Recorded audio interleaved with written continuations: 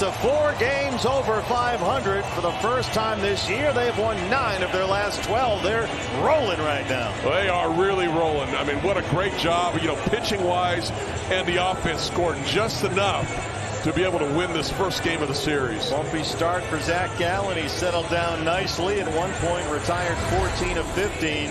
Paul Sewald gets the strikeout, his second in the inning. And it's the 18th time this year the Diamondbacks have had a comeback win. They were the answer backs again tonight. They trailed it 3-0 after 2. They hang on and win it 4-3. And they are 29-18 since June the 1st. 4 up on 500. Run. Base hit up the middle. Long is in. Here comes Abreu. He will score. Massa in the clutch. And the Red Sox lead. The Yankees lose. This is 757 Saturday Sports Talk. Here are Matt Hatfield and Coach Ed Young.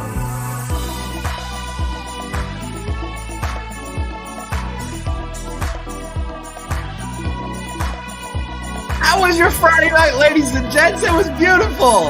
Ed's team loses, my team wins. Reigning National League champions are red hot. He's got a new background, ladies and gents. He's in front of the, look at this, the trophy case. He got the basketball team USA, USA, USA, USA. Trapdoor shows up behind me there. And guess what? We've got the front runner right there. He's rooting for the Celtics now. How can you root for a Boston team when you got all this New York stuff? Yankees this, Yankees that. Listen, I am repping the New York today for you, not Yankees, but Giants. And I've only got a Giants jersey on for Plaxico Burress. He from the 757. Green Mountain High School in Virginia Beach. Any athletes out there, you want to send me your jersey because I'll take free stuff like Ed? I'll wear your jersey on the podcast. I don't care if you're a current athlete, past, I'll wear it. You can be a pro, it can be anybody. And I'll hang them up. I'll hang jersey up on. You'll hang them up. You won't wear them. Well, unless it's a 3X, no. Unless it's a 3X. Wow. Well, there's some 3Xs out there. I think that's very, very doable. But a lot to go over with all of you this morning. We got a special guest around 10:25 a.m. Eastern. That's Alonzo Coley, head football coach of Woodside, as we count it down to the start of high school football around the 757 and beyond across the entire Commonwealth of VA. As you might have just seen there on the clip, Ed's Friday night was not as pleasant as mine because his just did not play out as well. But the Olympics have started, Edward. We've got a bunch of Olympians from the 757 that are competing. Field of hockey later today. She from Cox High School. We're talking about Leah Krause. You remember her. You got some Chesapeake natives. Quincy Wilson. He was born in Chesapeake, went to Great Bridge Middle. He's relocated since to the Maryland area. He's in track and field 4x400 relays. First round of that is August 2nd. That's next week. You've got, obviously, Grant Holloway. He famed from Grassfield High School in Chesapeake, where he was a dazzling multi-sport athlete in football and track. He is the favorite, in fact, in the 110-meter hurdles in track and field. Remember, he finished up at the second fastest time in the 110 hurdles, holds the world record in the 60-meter hurdles, and he was a silver medalist 4 years ago in Tokyo in the Olympics. You've also got Chidi Okezie. He's going for gold. He's a Hampton University grad, All-American sprinter. He's going for gold. You've got Adozie Ibadan. He is track and field, Nigeria. He's a cross-country Hampton University grad in 2015. His first competition's coming up August 7th. Stephanie Roble. She's going to be competing sailing women's sailor, 3-time All-American Old Dominion. And that starts up on, I think it's Sunday, if I'm not mistaken. Then they get the medals next week. And then you have Justin Dole, BMX, Justin Dole, freestyle. He's a graduate of Princess Anne High in Virginia Beach. That's starting up on Tuesday with the qualifying finals on Wednesday. So a lot going on in the world of sports. Olympics are underway. But did you watch? I have a quick thought, and both good and bad, on the Olympics in a moment. I'm not gonna go rant crazy, but I am going to say some negative, some positive on the opening ceremonies for the Olympics in a second. Did you watch any of it? I didn't watch any of it live. I watched clips of it later because I was watching some baseball, doing some other things. How did you spend your Friday night around the 757, assuming you are back in the 757 after your escapade to Baltimore and then your escapade to wherever else you went, sir? Yeah, I was out and about a little bit last night. so I missed the ceremonies, which I wanted to see. I always like watching the team. Different countries come in. I'm a big Olympia buff. I like the Olympics. The only problem with the Olympics, other than something I understand they did, a parody of the Last Supper. I think you're going to rant about that, which that was not cool. And the other thing is, okay, I'm going to do like Mad Dog Russo. Give us a chance to watch the damn thing. So what channel is basketball? Oh, you're mad about the channel. The CNBC, MS. By the way, I think the field hockey today is like around 1:30, 1:45 on CNBC. You know, the Olympic basketball, the exhibition showcase games, which I know you were watching. Yes. Some people were invested in those, some were not. There's other reasons for that. And LeBron had to bail them out the other day. My gracious, whether you like the king or not. And I even give him credit. I'm not the biggest LeBron fan.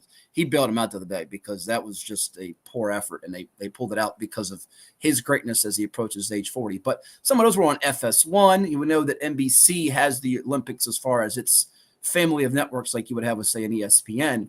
But that one doesn't bother me as much because if you do your research in advance, you should know where is what event that you're looking for, whether it be swimming, track and field, be it field hockey, be it basketball, be it wrestling, whatever Olympic sport you're looking for. You should have an idea unless you're going into it blind, which sometimes you do go into things blind. You sometimes come into this podcast with sunglasses on and blind. So there you go. Well, my thing is I got to watch the basketball, men and women. I got to watch the track. The other sports, if available and they're on, I definitely want to see them. I love, like I said, I'm a big Olympic buff, so I want to see them. I won't go crazy to watch synchronized swimming unless it's on when I'm in front of the TV, but I'm not racing home to watch synchronized swimming. But I would race home to watch the basketball, the track. I do like to watch the swimming because I'm not a great swimmer. And Katie Ledecky, you a big Katie Ledecky fan? Yeah, I'm still stuck on yesteryear with Mark Phelps and those types. But again, I just think the ultimate competition, most people say, is when you go for a World Series, NBA title, Super Bowl, NCAA championship. And those are way, way, way up there. I just think Olympic gold is my ultimate. If in my mind, if not better, it's at least on par with those ones I just mentioned. So I definitely want to see our people compete. Hopefully we get all the gold again and be number one with medals and all that. But it'll be interesting. Let's hope there's no shenanigans going on in the Olympics. Sometimes things happen. Oh yeah. Drug tests. We go back to the remember the days of was it Tanya Harding, Nancy Kerrigan, those days with the figure skating as you make your shake your heads. But let me jump in there. I don't want to go in depth on this because I'm not trying to get people riled up like they can with our political situation in our country, which we know is very divisive. But I will say this: you mentioned that the Last Supper, which was almost like a parody that was done with some of these folks in drag. I'm not going to go to the point where I'm outraged beyond belief, and that may be stretching it a bit. But I was disappointed and found it offensive because it was unnecessary and inappropriate. And regardless of what religion you are, whether you're Christian, Catholic, Islam, fill in the blank, to go to this extent for satire reached a level of cheap and sleazy. And it wasn't needed. And I feel like people that are upset by it and now might tune out of the Olympics. I'm not telling you to do that. I'm not saying that. But if you feel that way, I can't say you shouldn't feel that way because there are people that feel strong enough with what was done. I mean, who on earth thought that was a good idea? Who thought that was a good idea? Seriously. And again, whether you're poking fun at whatever religion, that's just uncalled for. And it made me want to go throw up. It really did. I saw that. I saw the clip of it and think there was humor out of that. Now, on the other side of the coin, there's the negative. On the positive, did you get a chance to see or watch the replay of it? I'm sure it's up on YouTube where we're streaming every Saturday, 757 Saturday Sports Talk. Like, share, and subscribe. We're up on Apple, Spotify. We're on Facebook. We're on Twitter or X, 757 Sports Talk.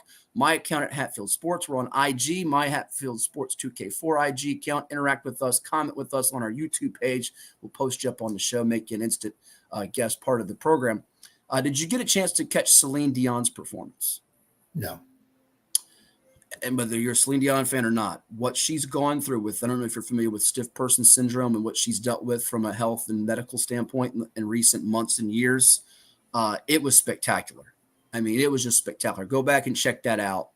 Celine Dion, big props to you, because your greatness helped make up for the despicable nature of what we watched with that disgusting try to make a Last Supper, poke fun at Christian. I thought that to me, we should be spending more time on what she did than the nastiness of what was shown on the other side of the coin. So one good part of the Olympics, one bad part of the Olympics. There's my, empty the bucket on those two items, and we move forward. But good to see that from Celine, because there were some that wondered if she would be able to perform again, and she knocked it out of the park, I thought. 5-star plus for her. Yeah, she's an all-timer. She's a performer. She's an entertainer. I like her. I like her music. The parody on the Last Supper, if in fact that's what they wanted to do, but when I kind of saw it, I think that's what it was. It's a sign of the times we live in. People will take pot shots at whatever and say, "Oh, get over it. It's not that serious." Well, it is. And when it gets into religion, we in this country get a little creepy about even want to talk about it, not supposed to talk about it, separation of church and state crap. And I don't, I'm very faithful in my religion, very strong in my religion, believe in the power above. Where did we come from? I know where we came from. I hope to know where I'm going when it's all said and done, because we're all going somewhere. And for people to just play it off, I don't even argue with them.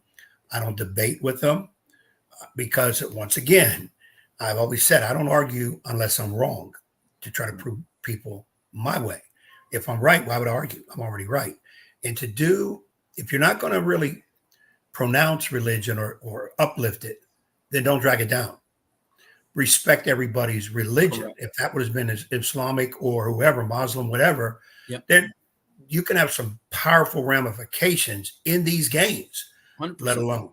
So we people got to be better than that. And I haven't looked around this morning. There needs to be an apology issued by folks that are involved with the Olympics for that. And again, I'm a Christian. I'll come out and say it, and I'm not trying to push any political beliefs, religious beliefs. You have your own rights for whatever you believe in, and I don't think there should be poking fun at any, whether it be race, religion, you name it. It's out of bounds to me. It's out of bounds. We shouldn't be doing that at an event like that. That it's celebrating the world's greatest athletes.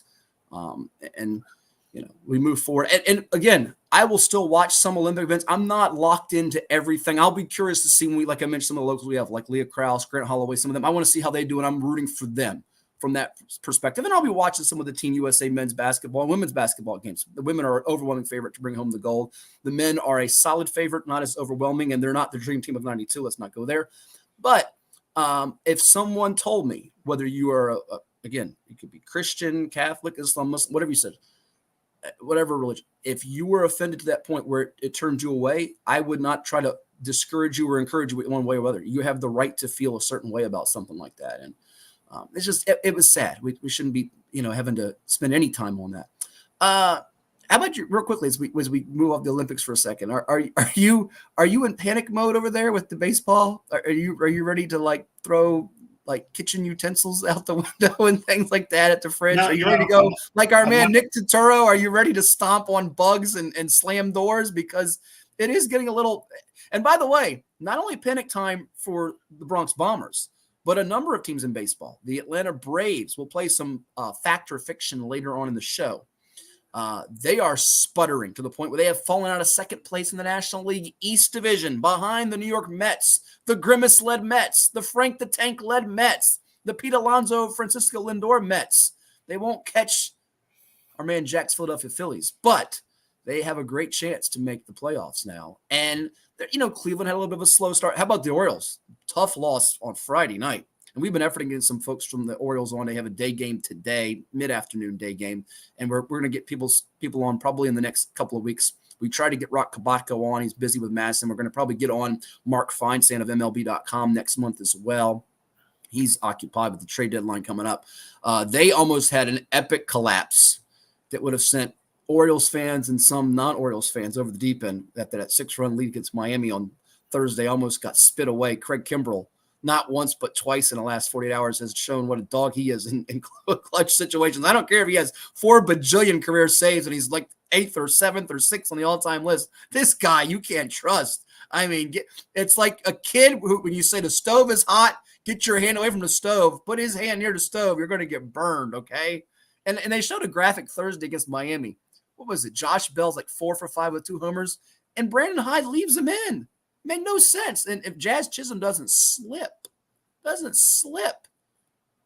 would have lost that game. But a lot of teams are in concerning moments before the trade deadline. You look a little calm over there, although I know your insides are ready to are screaming, ready to go, top of your lungs and express your displeasure. I'm on a Yankee chat line on the internet, and some of them fans are just beside themselves. And the whole premise is fire Cashman and Boone now. That doesn't help you win now. And my comment to that, and I even got blasted by Yankee fans, it doesn't help. We need to make some key moves. And if I'm not mistaken, I think we have the 4th best record in baseball. So there's 26 other teams worse than us. Let's run that back for a second. You got the Phillies. Look that up. Look that up. Cleveland, who just beat the Phillies last night at 2. The Orioles are 3. Are y'all the 4th best record in baseball still? If you are, which might be accurate, we'll check that. That's not a good sign of where the teams are in baseball. But go ahead, continue. Right. I think you might be right about that. My point is, you could be right. What about the Dodgers? Maybe you're 5th. I think you're 5th. I think the Dodgers are better than you. But the point is, we're in playoff contention right now. But I understand we are quickly sinking. We are looking like the team of the last 2 months of last year. That's what it is. But I said at the beginning of the year, when everybody was going nuts, so this Yankee team is not bona fide division winners. I've said Baltimore is. Baltimore is a better team. They don't have a Aaron Judge or Juan Soto. But after that, they're better. 6th best record in baseball. They're better. We have instant outs, automatic outs in the lineup. Pitching is always suspect. We were laughing about Craig Kimbrell and he is an all-timer in terms of relief pitchers. Clay Holmes, who's been strong the last couple of years, not an all-timer. He's been batting practice for the most part. And we need a closer.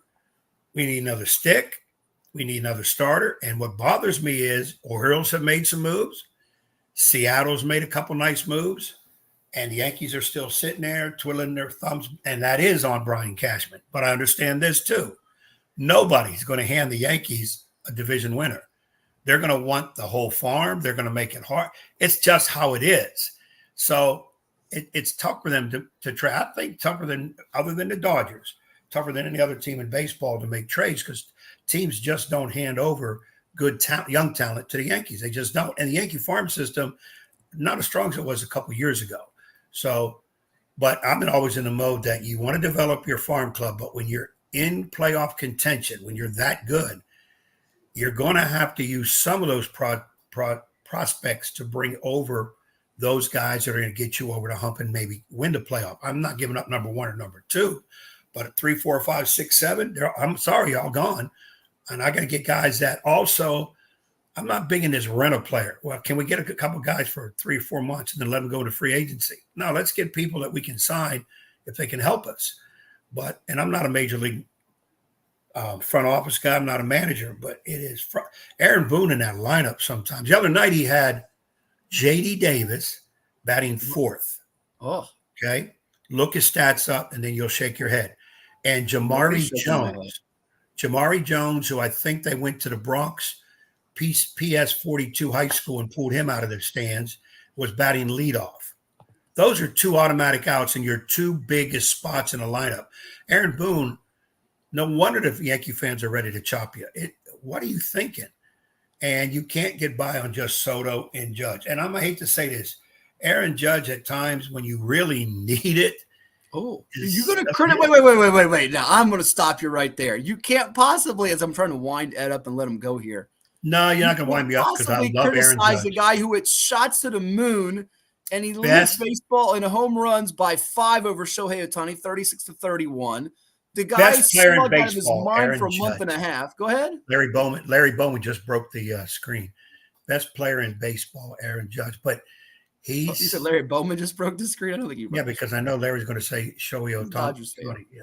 Yeah. But Dodgers couldn't get a hit the other night against the Giants, which is another story. Hey, by the way, hats off to the D-backs. You won me $5 last night. Little $5. Oh, yeah, there you go. It wasn't a terrible night for you then.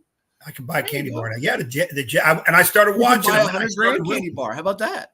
Yeah, I started rooting for the Jays. I said, "What bizarre world am I in? I'm cussing the Yankees out." D-backs. You said you're rooting for the Jays. I mean, D-backs. Okay.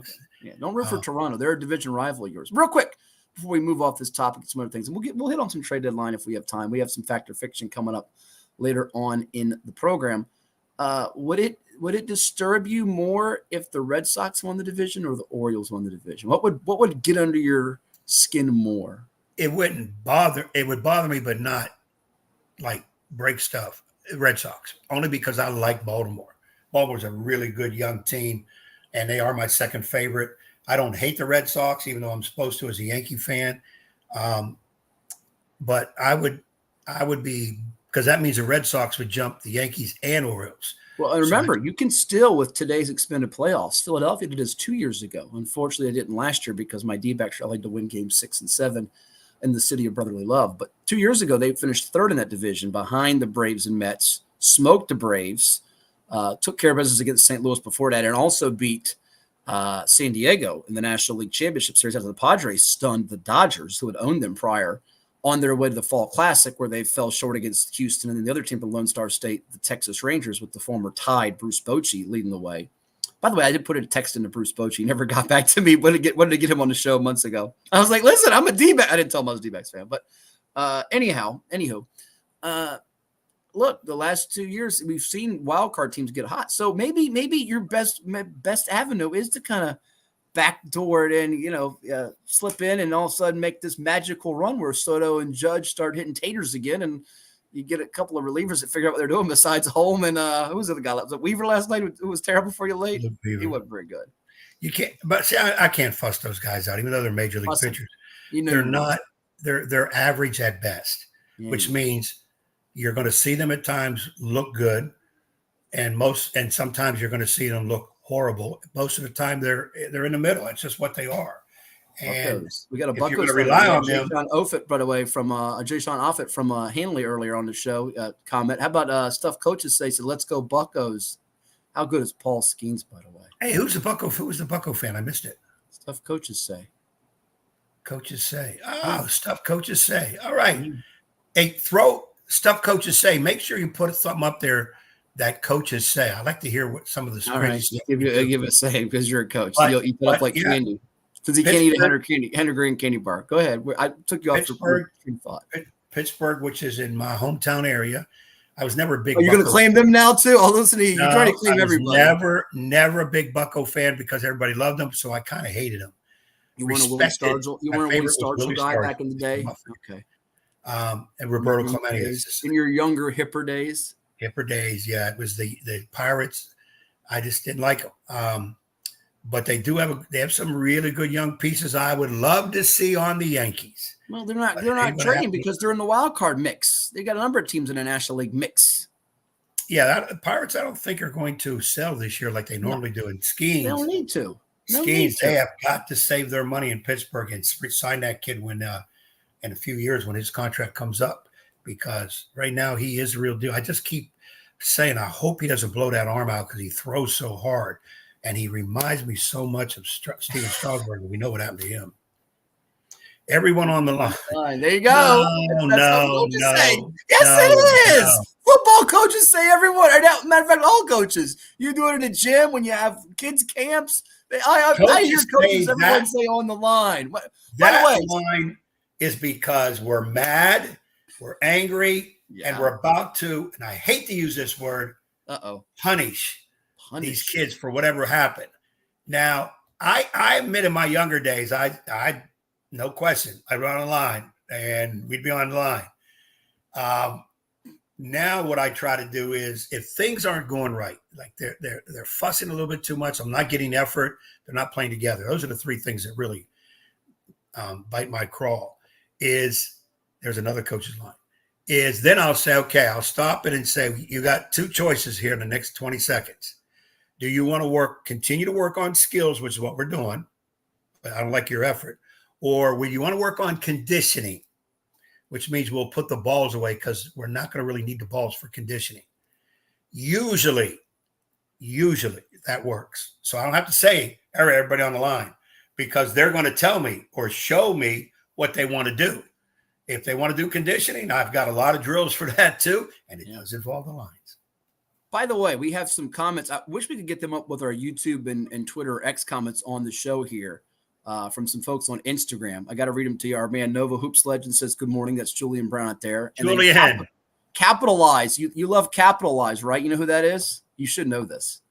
One of your former coaches says, you can't hate my boys, the Red Sox, coach. They're on the right track. And the buzz continues to build in Beantown as they got Crawford trying to punish Ed's Yankees with Marcus Stroman, who you can never trust in a big spot. And that is Rob Moore, by the way. Good old shout out to Rob Moore, who's had some great youngsters over the years. Ashton, Kyle, and Christian we've watched and documented over the years at Virginia Preps, and a couple of them played for you. Ashton was an all-state kid for you that went on to the Citadel, in fact.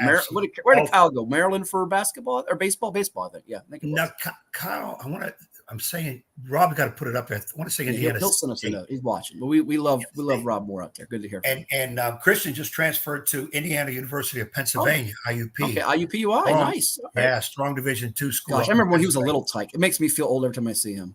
I mean, all of them, when I see them all grown up now. And of course, Ashton was roses for me at Nanza River, and then he had a tremendous career at Citadel. Great family, athletic family, really good. You can be better. Can you come here? Your effort needs to improve. Okay, buddy, you can be better. That's another one. Like that one. I can be better. Yeah, that's a good one. Everybody, no question, everybody can be better.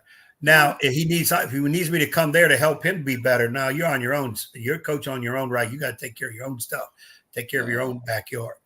But I lost my train of thought on that one. Coaches say. There you go. I want to see the ones where. Thanks, Matt. By the way, real quick, Maryland and Indiana State University. So we appreciate that. Good so it was Indiana State for Rob. Okay, good. I wish we could put those on the screen through IG. We'll get our technical support staff to work on that with Jack and Nick and Chuck and the boys figure it out because I'm not as savvy with it. Shoot the ball 3 seconds. They do say that. That's stuff parents say. Ain't no doubt about that one. He forgot one big one. What's that? Coach don't know what he's doing. Just shoot the ball. He should have added that. We shoot the ball. Yeah. And by the way, how do I handle that is I tell my players at the beginning of the year, and I tell the parents, if you listen to your parents in the stands and I notice it, I will take you to them by the hand in uniform and you'll sit with them. Done it twice. So that they did not like in both cases. They did not like it. But my point was this. Now you can coach your son all night long. Yeah. I can't coach him because you are. So he's going to stay right there. There you go. You got to have a solution for everything. Yeah. Hey, one more we didn't get up there. Jack did not comment to us. Did you see the two little kids running the field at the Tigers game? I didn't catch that. I missed that. But that's something that would happen to me if I took my niece to the baseball game, which is why I haven't taken her to a Tides game yet this year. If I took her, she'd be on the field, and they'd probably throw me out of Harbor Park. Is that Jimmy and Jerry? Who said who was that? Was that Jimmy and Jerry? Jimmy and Jerry? No, it wasn't Jimmy and Jerry. You're funny. Okay, I just wondering. They're funny. They may be watching, though. Well, at least half of the dynamic duo. Well, we will take a time out here in just one moment. Here's the one I love. We take one game at a time. Oh, we hear that from so many coaches. How about this one day at a time? Don't we all? Yes. And, we would hear that all the time from coaches, even coaches we loved on radio, and it would just make me bang my head on the wall. Oh, you can't take 2 games at a time or 6 games at a time. I mean, that one drove me nuts. That one drove me nuts. And here's you reporters. Coach, you're coming up in the playoffs. Who would you rather see, Team A, Team B? Well, Matt, we're not going to pick a team. We're just hoping that we show up and play as well as we can. Yeah. Both of those teams are outstanding. And we know in our back of our mind exactly who we want to play, but we won't say it out loud. Yeah, they took 2 kids away in handcuffs. Well, thankfully, my niece wasn't one of them because she's in Virginia Beach, not in Detroit. They have a birthday this week, celebrating with the mailman, too. Now, if they're little kids, I don't want to slap them in handcuffs. Lead them off, find a parent. But it's everywhere there is. If you come on the field, you're going to get hit. Football, be careful, because I remember years ago, a football player, somebody in the fan came, we got to find this clip. Mike Curtis was middle linebacker for Baltimore Colts back in their Baltimore days. And this fan came out to try to take the ball. The ball was on the ground. They were in their huddles. And he ran out to grab the ball. And how he got that far, I don't know. Mike Curtis leveled that guy. I think it took 4 security people to pick up body parts. He leveled that dude. And Mike Curtis, I think 6'3", 240, was a hitter. Linebacker. So if we can ever find that clip, that would discourage people from running on the field.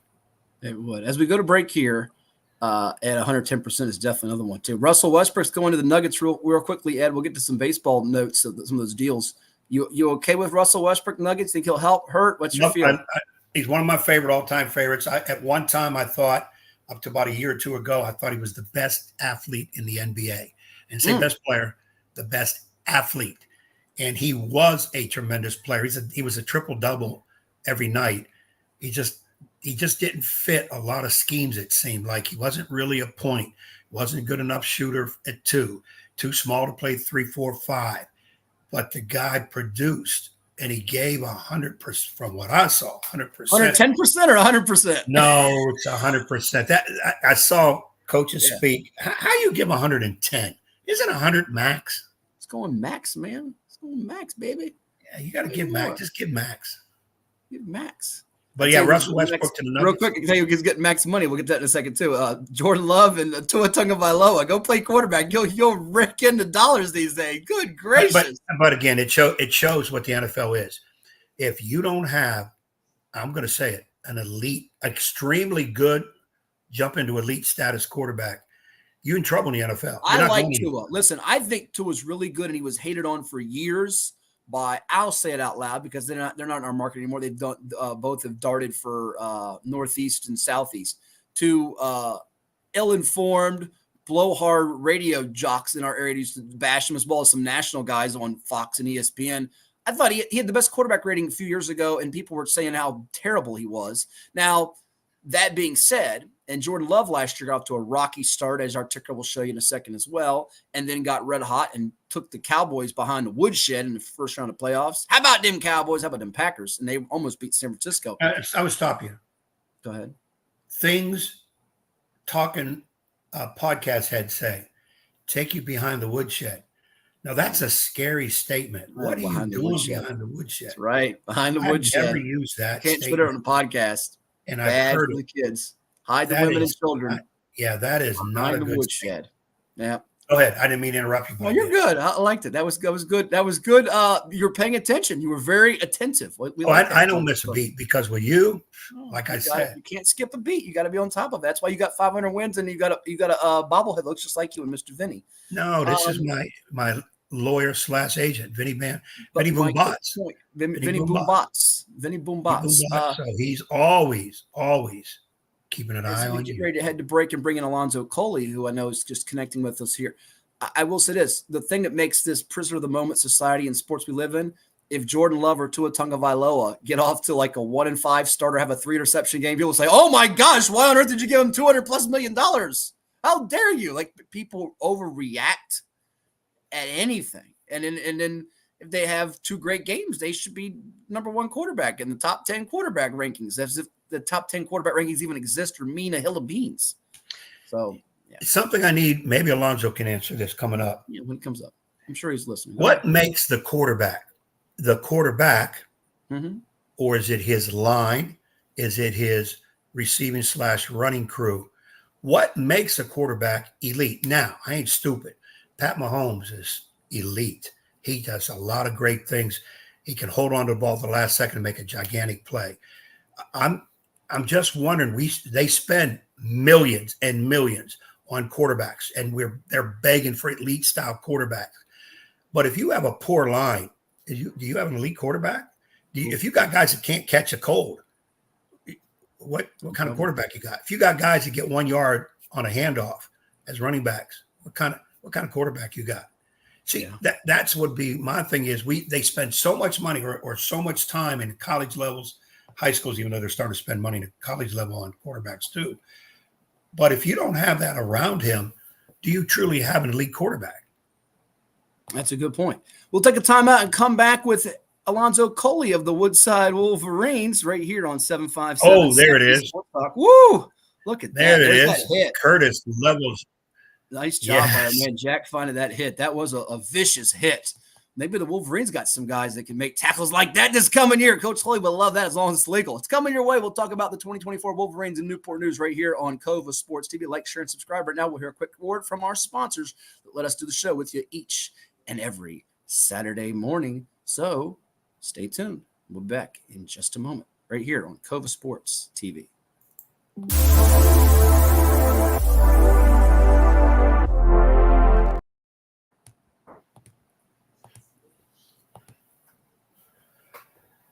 Whew. I'm out of breath. I'm Dr. Mark Cardelia, orthopedic surgeon and surgical director of the CHKD Sports Medicine Program. We see a lot of knee injuries in student athletes these days, and many of these are ACL tears. Parents often ask how to know when a knee injury may be serious. The most obvious symptom is severe pain or swelling in the knee joint. Your child may have heard a pop when the injury occurred. Look for signs they can't put weight on the knee around 48 hours after the injury, or if the knee feels unstable or wobbly. Those are all signs you should see a CHKD sports medicine specialist. Our sports medicine physicians, surgeons, athletic trainers, and physical therapists understand the needs of growing athletes and tailor treatment to fit each child's age and level of activity. Our goal is to accurately diagnose the problem in a timely fashion and provide the treatment that will ensure a safe return to activity. Kids want to play, and we want to help them get back in the game. To learn more, visit chkd.org. Sports medicine at CHKD. We're more than a hospital.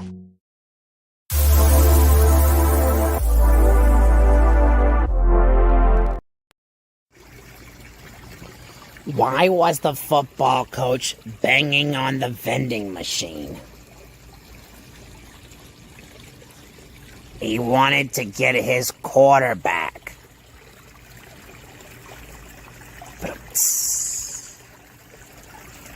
This is 757 Saturday Sports Talk. Here are Matt Hatfield and Coach Ed Young.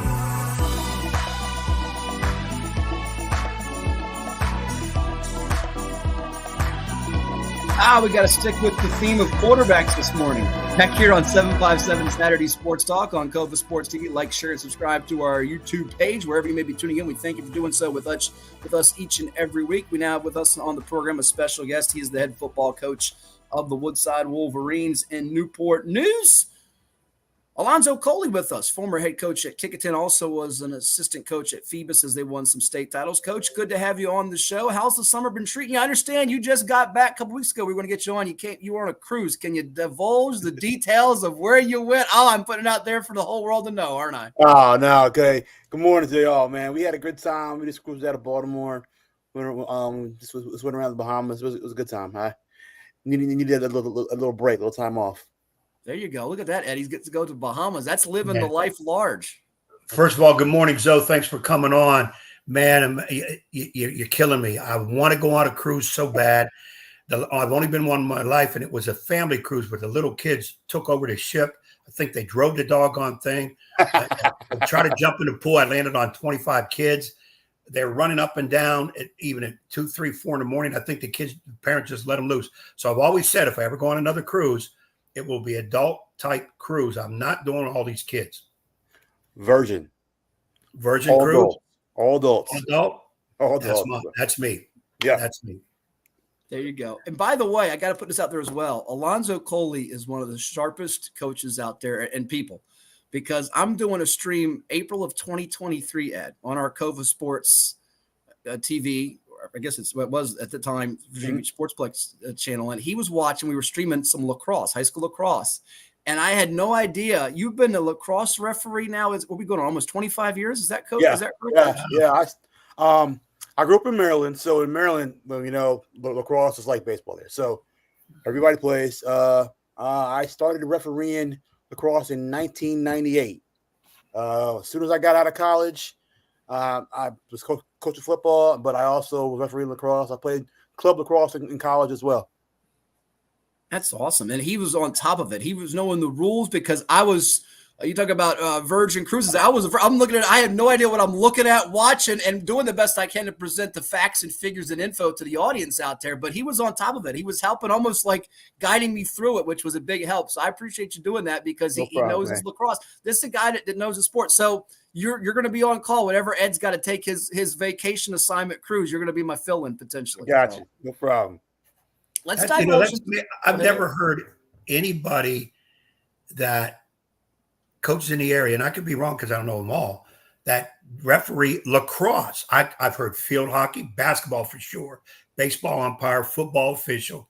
Nobody. So Zoe's in a category by himself, lacrosse. And you're right. Maryland, certain parts in Maryland, that's a religion up there. Back home, it's what you do. So.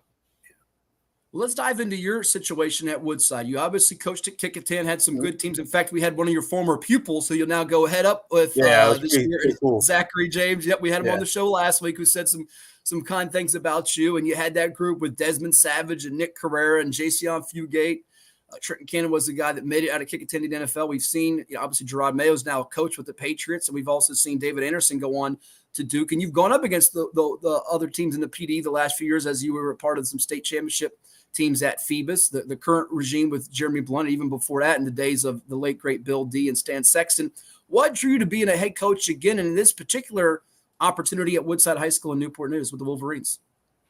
Well, definitely I have some big shoes to fill, number one, following behind Danny Dotson and the regime and kind of the legend that he has built there. But I always thought they were, very talented, always had great size, always very disciplined, and that kind of intrigued me because I felt like that those are some good building blocks to have a great program. And also seeing what they're doing in basketball. I mean, seeing that those athletes out there are doing great things, and man, I just want to be a part of that. So yeah. Now, when the job came open, and you've been an assistant, you're not comfortable with. What makes that itch for you to be a head coach again? Is that something that naturally comes? Was it there even when you left your situation at Kickinton to be an assistant again? Take me through that whole process, and I'm sure Ed can follow up being a longtime basketball coach with his 500-plus win background. But take me kind of through the mindset of the coaches and how your mindset may have changed, if it did at all, because I had a lot of coaches for football, basketball, other sports, COVID and post-COVID. Did it at all change, or was it still the same? Absolutely. I tell you, having that little time off where we weren't really competing and just having the time to think back, and there was a time there where we were practicing with the kids but not playing, it really made me think about the connections we have with these young men and how we can do better about getting them to motivate them and finding new ways, because you had to find new ways to motivate these kids because the old things weren't working because so all the norms were different, and I think that changed me a lot. I changed because, I thought about things a little differently. I thought about, my time off, really changed my perspective on stuff. So it was good to have some time off. It was good to have to be with Coach Blunt and not have all those headaches, because I don't know if I could have done it the way that he did it through me with COVID and after that, and I couldn't have done all those headaches that he went through, and it was good to see him go through that and kind of adjust myself. But it was great to have that little break. It was awesome. But in my mind, I always knew that I wanted to be a head coach again. Talking about Alonzo Coley, he's the new head football coach of the Woodside Wolverines, who had a lot of success during the years of Danny Dodson at the helm. And at Kickinton, this man, Alonzo Coley, took the Warriors to a 9-3 mark in 2018, 7-4 as well. A season where they made the playoffs a couple of times and made some noise in the Peninsula District. It is 757 Saturday Sports Talk here on Cova Sports TV. Like, share, and subscribe, Ed. So one thing I want to get into before we obviously talk about your players coming up, some of the guys that we need to be on the lookout for. As a coach, and right now I'm currently a free agent in the coaching field trying to find my position, because I definitely still have the juice and desire to coach. When you came back and said, I want this job, and you were been an assistant, you were a head coach before, been an assistant. Now you weren't out of it, but you're still close to it. What maybe one or two things that hit your head that said, okay, when I get my next head job, because I'm getting one, maybe based on what you learned since your last position as head coach, what were one or two things that you said, this is what I've got to do, whether it be a X and O thing, a personnel thing, a assistant coaching staff thing? What came out of your mind? Oh, number one was I said that I was going to have to make sure I hired quality people. Make sure that I picked people. I was real selective about the people that I picked. Because sometimes, because those people that you work with, they're kind of like your family. They're there. I mean, you're with them more than you are with your family. So I'm one of the people that I really wanted to work with and vibe with and was going well with, number one. Number two was I wanted to make sure that I was better about building relationships with our young men, because I think they needed that a little more. I think that was kind of where I thought I kind of lacked when I was at Kickerton, and I kind of saw a little bit more of that when I was at Phoebus, of how I was able to kind of do that a little bit differently. So that was the big thing that I wanted to do. I wanted to ask you another question, though. You asked the question about quarterbacks and what made us a quarterback. And I was going to ask you that. And to me, it's definitely your line, because look, you said something about Patrick Mahomes and how he has time, he can do things, but he's got to have enough time to extend those plays, and he has to have confidence in his guys that he's going to be able to extend those plays. If he can't do that, none of that happens.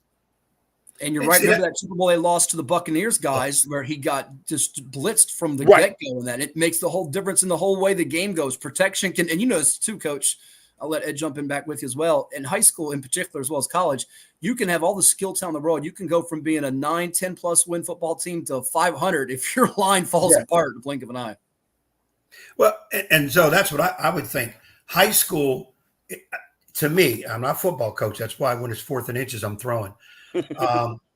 If you don't have a line at any of the levels, let's next, because you have that line. Sometimes people are so intrigued on, we got to get this quarterback. Okay, what kind of line do you have? And we'll get our line later. We just got to get these quarterback. Well, that quarterback who's so good, if you don't have a line, will not be so good anymore. And he's probably going to run the risk of getting hurt. High school, especially, because you got quarterbacks running for their lives, because offensive line, again, to me, is the hardest position to play. And I would think, as a coach, maybe the hardest position to teach. How about expound on that?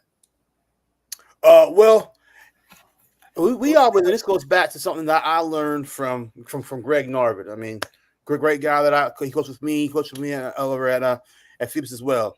And his thing was, he felt like the two places where you had to be the best coached was at the O-line and at the defensive back positions. And you had to be sound at those spots, because you got to protect and you got to be able to defend the pass. And I've used that, something he talked about all the time, and something that I've used and I still use to this day, that those two things are the things that we're going to shore up first the best, is those two things. So the O-line and on defense, the backfield and defensive backs. So kind of things that it's been passed down to me. Hopefully I can pass it down to some of my younger coaches as well. And correct me if I'm wrong, you've been in the last 3-4 seasons at Phoebus as the O-line coach. You were, I know, an offensive guru, coordinator / for many years as well. What's that entail for those to get behind the scenes? They hear you're a line coach. Give me the basics, the simple parts to that, because I know there's some complicated elements that you have as far as game plan preparation. But as a line coach, your day-to-day, what that entails, and then now as you go into Woodside, how crucial that role is, because I know in recent years, that was something I know towards the end of Danny Dodson's tenure, he was surprised at some of the size he got up front. I know that's a big deal that you want to build behind it if you've got that. Yeah. The biggest thing is, one, to get those guys physical, but after that is the communication piece. Like being able to see what's coming up, being able to talk to the guys next to you, and being able to execute. I mean, the guys like being physical, so that's not a hard thing. Having them talk is the biggest thing. Having them to have the vision and then to communicate what's going to happen is a big deal. Chatting with Alonzo Coley. He's the new head football coach of the Woodside Wolverines in Newport News, here with us on 757 Saturday Sports Talk on Cova Sports TV. Like, share, and subscribe. Their season opener coming up in just a month, August the 29th, against the Hampton Crabbers at Darling Stadium. Coach Coley, a part of the Phoebus three-peat the last few seasons over there in Hampton, Ed. Now, so When did you take the job at Woodside? It was in February. Okay, so I'm going to assume, correct me as I'm wrong, you'd have the opportunity after February to do workouts. And we're allowed to do workouts year round, except for those dead periods. Practice officially starts July 26th, coming up Monday. That would be yesterday. Today's the 27th, so it couldn't be yesterday. When does practice start? Actually, on the 1st. We're starting on the 1st. Oh, August 1st. I think it's the end of July. His head's all over the place, Coach. Let him apologize. It was. Struggling, so. Yeah, well, it used to be starting in July. Yeah. Though I do know some football coaches right. that started practice January 5th, but I won't mention names. So you've had an opportunity to get out there with the kids. Are you at liberty to maybe talk about some of your better kids, the position they play? What we can expect from them? Oh, sure. One of the good things, and I know that they didn't have a great season last year, but one of the good things that I liked when coming into was that they had a lot of young linemen that got to play a lot of good minutes, and really we'll have 4 out of the 5 linemen coming back, and I'm pretty excited about that. With Chris Haskins and Dexter Brown and Lakai, Randall Epps and Jameer Jones. Those guys were all starters last year that are coming back on the O-line. Really excited about getting those guys back. Starting we have a quarterback battle going on right now, but right now the leader would be Zephaniah Palacios. He's a two-sport track athlete as well, very dynamic, long kid. He plays safety for us as well. I'm pretty excited about him as well. He's kind of battling another kid, Adam Holloway, who's a baseball player, and he's coming over. So those two are battling out for the quarterback position. At running back, we got a starter back too, Daniel Young. He'll be a junior. Had a pretty good year last year as a sophomore. So these guys were kind of young. So we're getting all those guys back, and I was so happy that we got 2 guys from the basketball team to come on over too. Callum Morrison and Messiah Will Stevens are going to be coming over for us as well. Pretty excited about those 2 guys. Very dynamic, great guys. I think we have some talent. We'll have some things. Just kind of learning the culture right now, getting those guys to buy into all the things we're trying to teach them. It's a little bit different from what they've done before. I mean, they've been traditionally a wing T team. We're not going to be doing that. We'll still have some couple elements that we'll throw in there because it is Woodside. You got to have some of those things in there. But just excited about those guys. Also on defense, we got a couple guys on the secondary because we'll have 22 seniors too coming in. Well, so Aaron Trimble's coming back for us. He should be a starter and impact guy in the backfield as well. And then also with Micah Key. Micah was a starting corner for them. Got hurt last year, didn't play a lot of downs, but so all those guys are coming back. Like I said, we got 22 seniors, so I'm pretty excited. Hey, you bring up the name Messiah Wells Stevens. That made my ears pop up because I've watched him on the court, how electric he's been to go with Kellen Morrison, who's a pretty good outside shooter for Stephon Welsh. Stephon Welsh's back-to-back state title winning hoops team. And with him, I got to feel like he's one of those breakout names. I was just going to hit on some offense, defensive guys. But how important just to hit on that, potentially a couple of breakout guys, him and others included with that. But to have people, the administration, Ed knows about this too, being a longtime coach, principal, AD, the whole support staff, teachers in the building, coaches in the building like Coach Welsh, you can share athletes.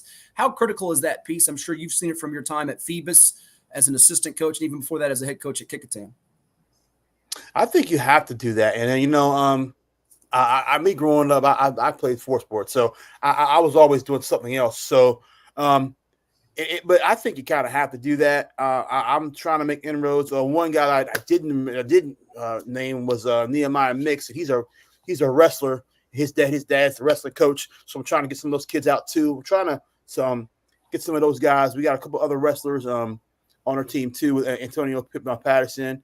Those guys are very good wrestlers in there. Trying to get down. I'm just trying. So I want to make sure, and I'm gonna make sure that we encourage our kids to do that, to do other things. When I was at Kickingham, Coach G and I were very close to each other. That's to talk to them is that So I want to make sure that we're doing that. We're encouraging those kids to do other things because they're still young men. I want them to experience stuff. I want them to have fun, and I know this is hard. I know you don't want to be over there working out, doing football all year long. I get that. So go out and do those other things. We are definitely going to encourage that. Yeah, sports is year-round in so many ways. Here with us, Coach Coley of Woodside on 757 Saturday Sports Talk. Go ahead, Ed. What perplexes me is Stephon allowed you to get some of his basketball kids.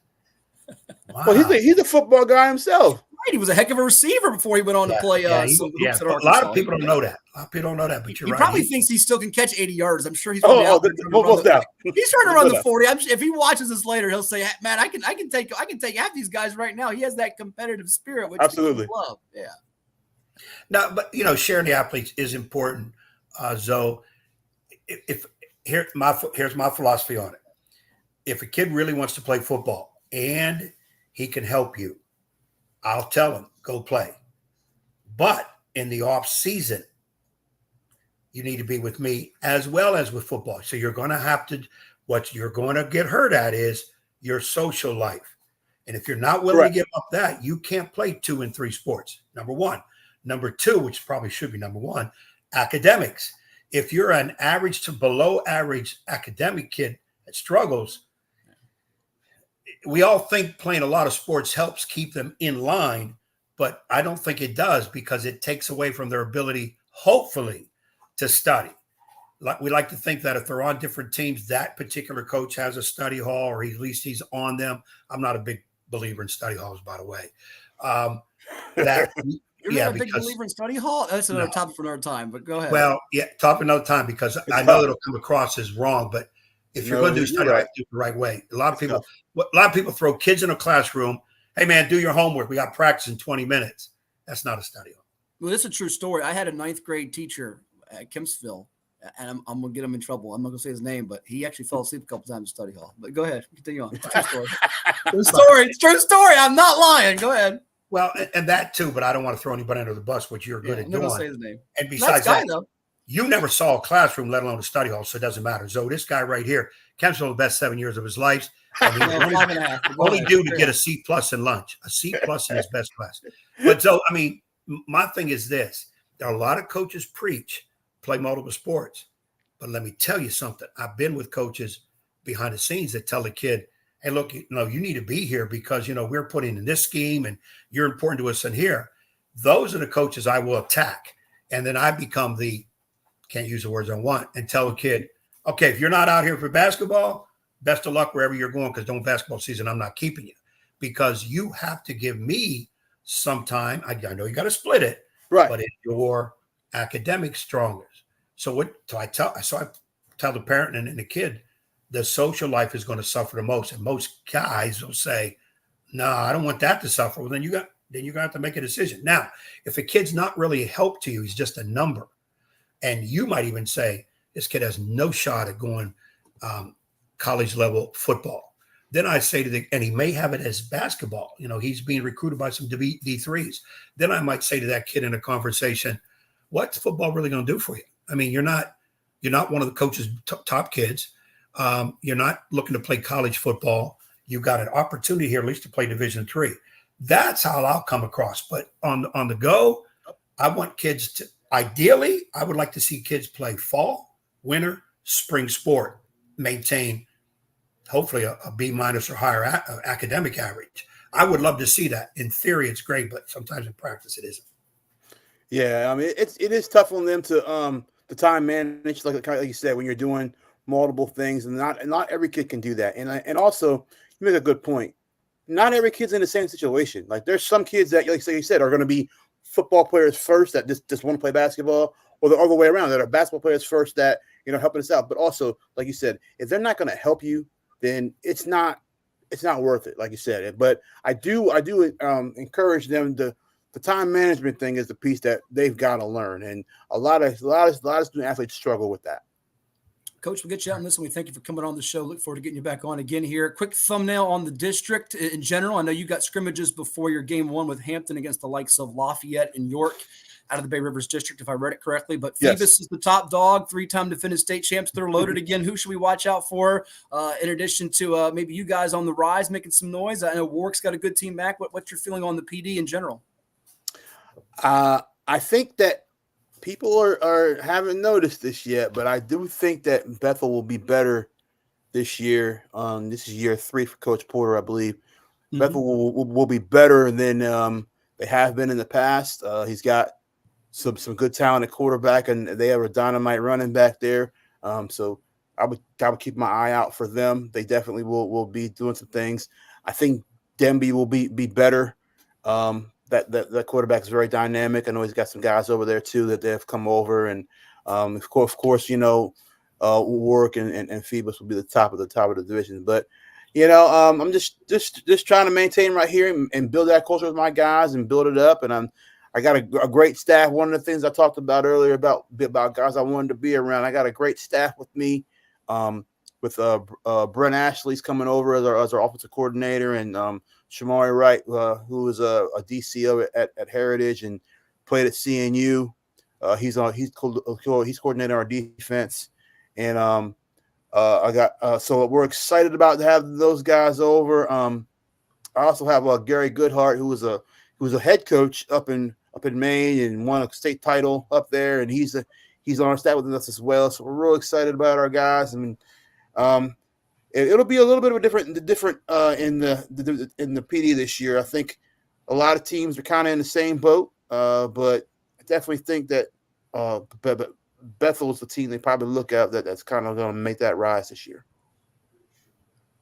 All right, hey, Zoe, before we get out, I always say this to my football guys. You don't have to do it because you're a better football coach than I can ever dream. Good call plays for you. Here we go. Put in 4th and inches, end around, hike to the running back, split the wide receiver, the quarterback wide, put in the flea flicker.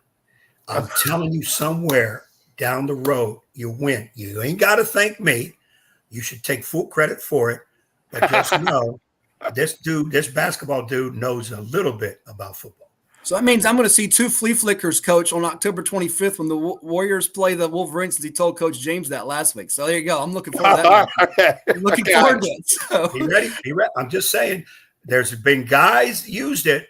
Veteran guys have used it and come back on this show when we were on radio. Coach Stack, formerly of Cox, still wants to slap you, but go ahead. And it worked. It worked. So yeah, I got it. Worked once, blew up in his face 2 other times, but go ahead.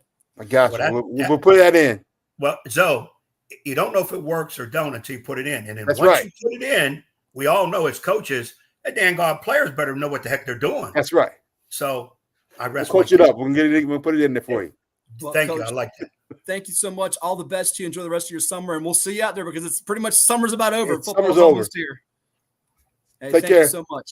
All the best to you. Alonzo Coley, head football coach of the Woodside Wolverines, our guest here on 757 Saturday Sports Talk. We got a treat for you coming up as well. Next is Larry Rubama is going to join us for a few minutes. He's got time crunch and doesn't have a ton of time because he's got some things to do, places to go, people to see, but he's going to give us a few minutes on the Olympics and all the locals, and he'll tell you what you can find in the Virginian-Pilot and Daily Press on some of those locals that he's going to be covering. I know he's caught up with Grant Holloway, some others, so that's coming your way after we hear from some of our sponsors that make it possible for us to do this with you each and every week, including One Life Fitness. We'll be back in just a moment right here on Cova Sports TV. Treat yourself to a visit to the Drip Bar IV Hydration and Vitamin Therapy in Virginia Beach. Boost your immunity, increase your energy, and promote anti-aging with our personalized treatments designed to ensure efficient nutrition absorption to rejuvenate your mind and body. Come see our chic and relaxing day spa for yourself today. We welcome walk-ins and appointments. Our medical professionals will help you achieve your best health and answer all your questions.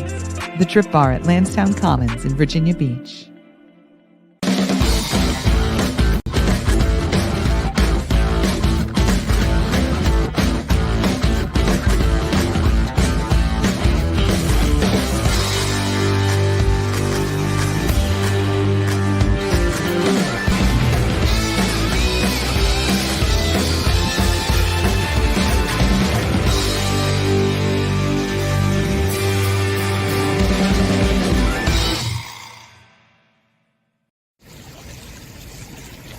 What's so great about this place?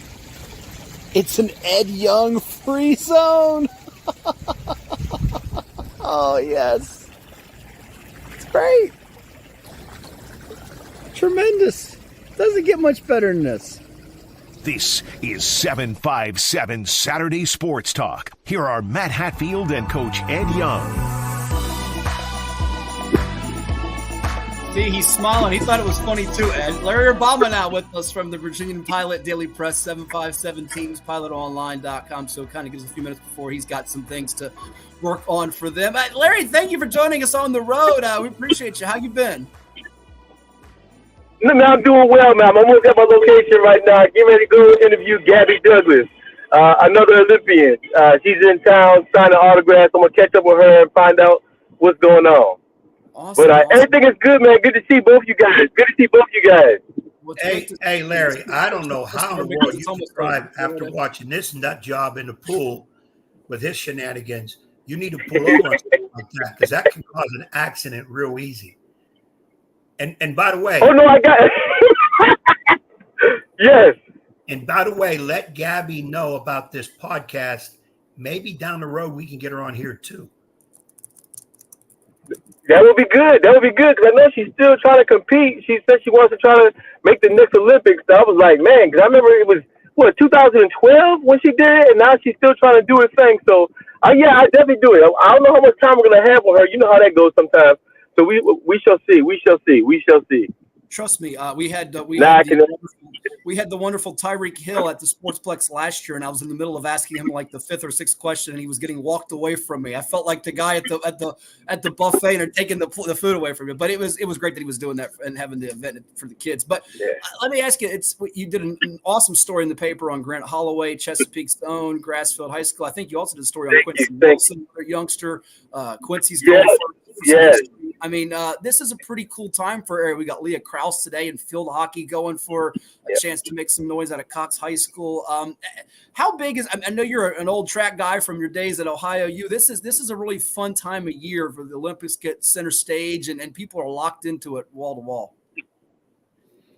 It is, and the thing about it is, I mean, I think since I've been here in 2000, I think we've had somebody at the Olympics almost every single year. I mean, every Olympics, and it just shows you, as you know, both Grant and both Quincy both said they can't say enough about the 757, how to prepare them for where they are right now because of the competition here and the level here. And as Grant said, he said we might not be Florida, we might not be Texas or California, but 757 represents, and that's the thing I think is so special about it. And the talent that we have in here every single year, the talent we have, not just, football and basketball, but all the other sports as well, field hockey, soccer, track and field, you name it, baseball. It's special. It's better. I think that's what makes 757 so special as well. I'll let Ed jump in here after this.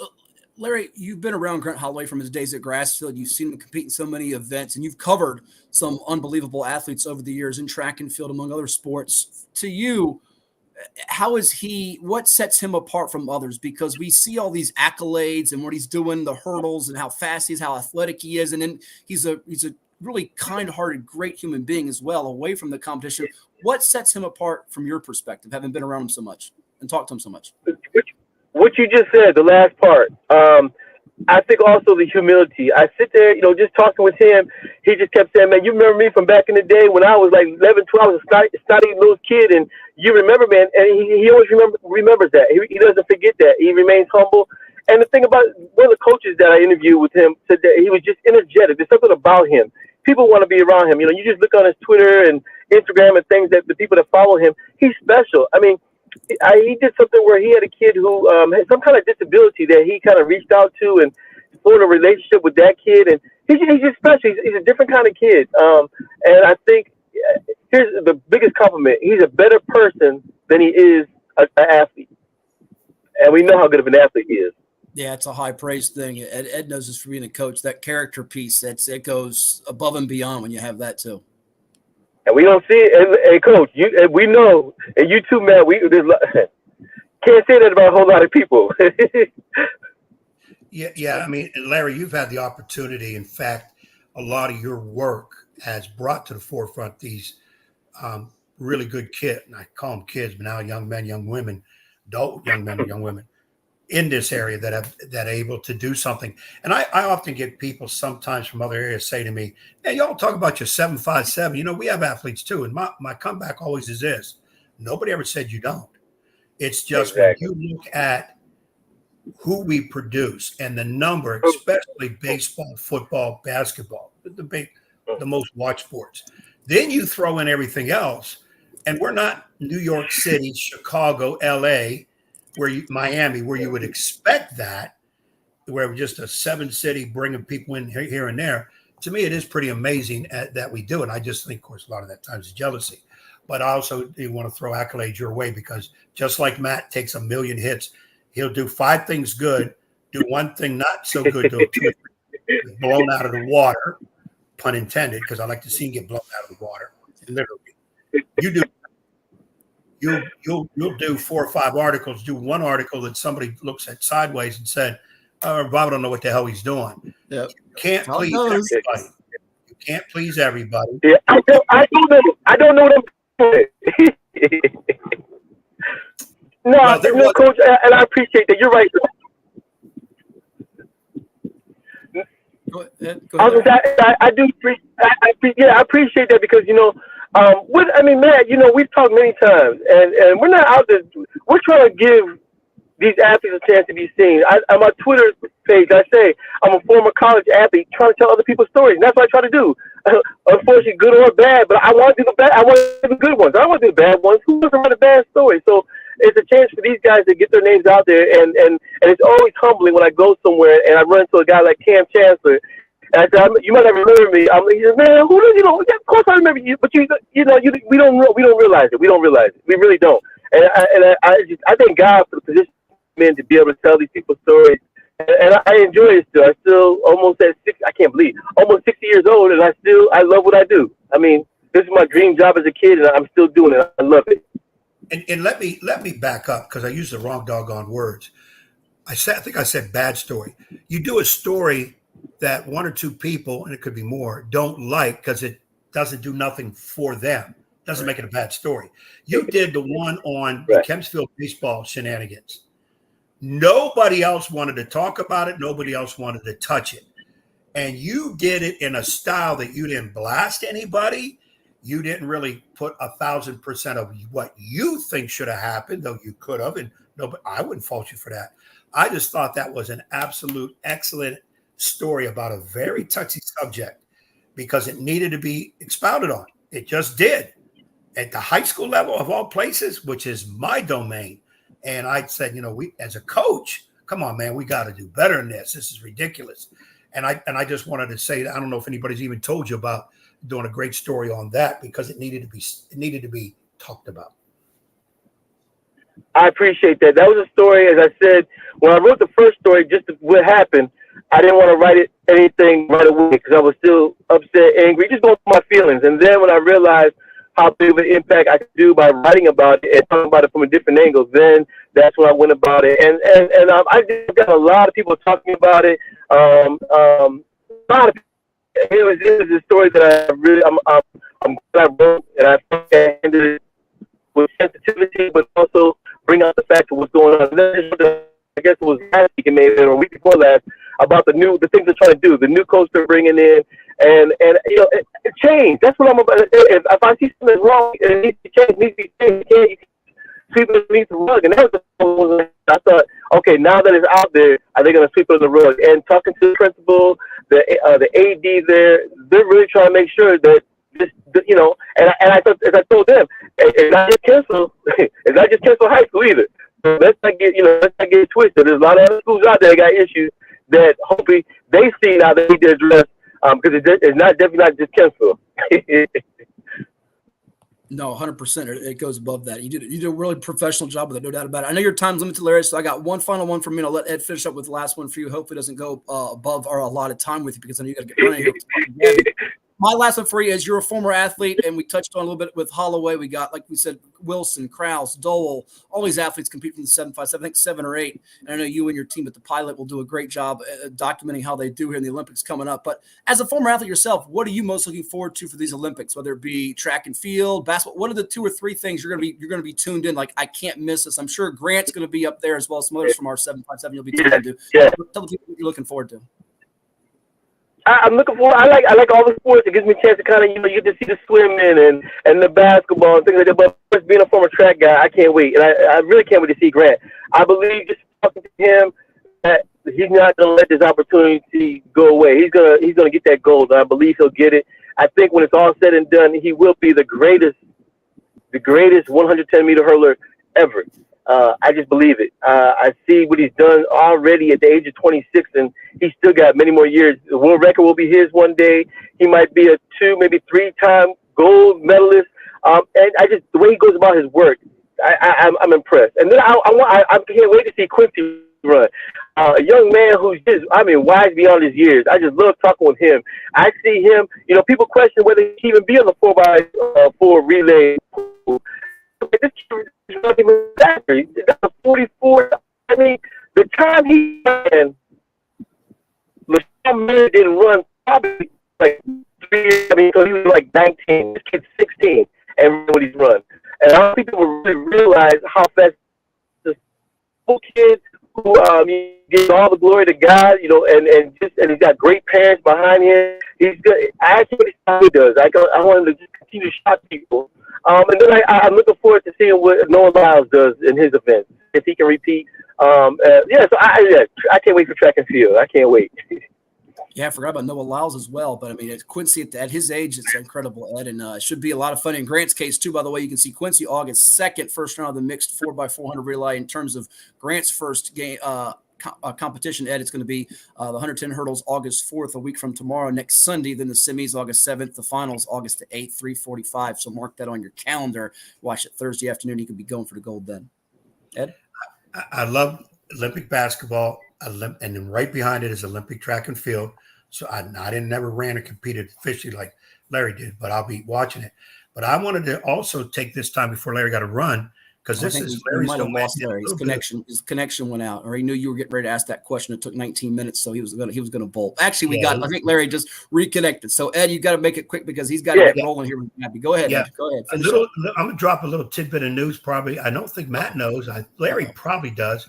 I understand. Somebody told me Tidewater Community College is bringing back their athletic program. They're going to apply for NJCAA, National Junior College Athletic Association. This ain't going to be just community college. And in fact, have already hired the AD to lead them into this. And it's a guy that led Thomas Nelson, now Virginia Peninsula, into prominence of getting their athletic program going. Chad Smith, who we've had on the show. And we're now at Warwick AD, right? Wasn't he at Warwick as AD? Was a Warwick AD. He was just named AD at TCC. Okay. And they're going to take off. I guess they're going to add basketball. I don't know if it's this coming year, but the next year they're going to do basketball first, I think it is, and possibly, I think, volleyball. And then they're going to add as money. So I don't know if Larry knew that or not, or did I just drop a no, I didn't. Given a future. No, you dropped it. You dropped the mic on that. There you go. Why am I not hired as a writer for somewhere? Why am I not hired as a writer? Because you've got a face for podcasts is why. Well, Larry, we're going to catch up with you again sometime later in the month of August or as football's getting ready to roll. And we thank you for a few minutes today. Enjoy your weekend. Have fun with Gabby, and we'll talk to you again soon. Okay. Appreciate you guys. Have a good one now. Take care. Larry. That's the one and only Larry Rubama, Hall of Famer, by the way. Larry Rubama, who just got inducted in the Hampton Roads Sports Media Hall of Fame this past year. In fact, I think he went in. Marty O'Brien went in. I got to pull up that list for the Hampton Roads Sports Media Hall of Fame. We're still missing. I missed the opportunity to introduce him as Hall of Famer. He's always been a Hall of Fame person, much like he talked about with Grant. Larry's as great a writer as he is. He's an even better guy. I'm looking for the recipients here. 2024 class. Here you go. 2024 class. Larry Rubama, Marty O'Brien, Jay Monday posthumously, Tony Mercurio posthumously, Vicky Freeman, and Jamie Frankenberry. So there you go. He is a 2024 Hampton Roads Sports Media Hall of Famer. The 2023 class, including Ted Alexander, the voice of the Monarchs, Bob Moskowitz, posthumous, Ron Pinkney, posthumous, Jackie Bowe, longtime, Jackie from doing all those MEAC and Norfolk State events, and Sonny Durth, who we had on the show a few weeks back on the tennis. So we've had a couple of Hall of Famers here on the program. We've had one that's not on the list who needs to be on the list, which is Lynn Burke. Oh, Lynn Burke, yeah, he should be in halls of fame, not Hall of Fame, halls of fame. No, Hall of Fame, no question about it. He needs to be on there. People, if you're listening, who's got stroke, if you got to nominate him, I'm nominating Lynn Burke. The work that man put in behind the scenes. let alone in front of the scenes. How could you not put him in is beyond me. We talk about a coach that's not in the Hall of Fame, Ron Jenkins. Ridiculous. He's not in there. So those are two right off the top of my head that need to be in there. But how about I drop the tidbit of news about TCC and you? Good job by you. I wasn't aware of that. Now I knew about. Now listen, Mike Allen, who we've had on our radio show in the past, he had told me about Regent moving up, and the news came out about them and their athletic journey. But it's good to hear about TCC. I had not heard that there, so good to know. When to get Chad on the program in the coming weeks. I'm already a step ahead of you. You're already look at that. He's already making the show plans. I've already contacted him. He is, of course, hit the ground running. Okay. As he's got a million things to do. I told him, slow down now. It can't get done if you get a heart attack. Calm down. But he has assured us he would definitely come on and give us the entire scoop of what's happening, what's the timeline and all that. So that's kind of neat because it's another opportunity for area athletes who need that level. And let's just face it. We got a lot of athletes that need a 2-year school and then be moved on into another 4-year. But we've got, like Paul D. Camp came aboard, was it last year, 2 years ago? Now they're on. Of course, Virginia Peninsula has done a tremendous job. It used to be Thomas Nelson. And now we got Tidewater Community College, who is one of the largest, if not the largest community college in the Look at our guy, Jack, by the way, future TCC student, said he's going in the fall. He might have to ditch the media and take him to glory on the court. That's right, Jack. You can take him to glory. Jack's going to be out there on the court for possibly for TCC. Wow. Well, I'll tell you what, Jack, is another opportunity for Jack, who I'm starting to label as the young Matt Hatfield, which could be detrimental to it. Is that a good thing or a bad thing? That could be bad. But Jack can now go to TCC and maybe sports information director as a student and run everything about TCC. You got all these connections and insight. You're just putting it out there. Why don't you make it happen instead of speaking into existence? Jack, I'm going to get Jack in touch with Chad. We'll get Jack in touch with Chad. If Chad's listening, Chad, we got this young guy. He's really good. He's just graduated high school, but he's not one of them crazy ones. No, he wasn't in the Bruin crazy telling Ed to sweat. Ed sweat. Yes, he did. He was. I remember he threw something at me. He was glad when we lost. He clapped in my face. He allegedly was sad when you lost the game in overtime, but he was also happy the Bruins won. So you can be happy and sad. And I don't fault him. He's a high school kid rooting for his team. I got no problem with that. Good. Okay, I really don't. I have no problem with that. And besides that, I know him now. He's a good dude. So Chad, if you're listening, or I will get the information to Chad. This is a kid who's going to be one of your students who will be very good if he wants to do it. To help out in sports information style stuff. This kid's very good. We've still got a clip. We'll maybe 2 clips we'll get your way. Anthony Hawkins of Norcom. We've been holding him back from the Lansdowne team camp. Football coach of the Greyhounds. Get his take on them. We also still got Maury linebacker Isaiah Ike Simmons, who I know you want to hear from, Ed. You love the linebackers. You love the linebackers. We got to hear from either Ike today or next week. But we're going to get more coaches and players on the show. Also hit on some pro and college sports too.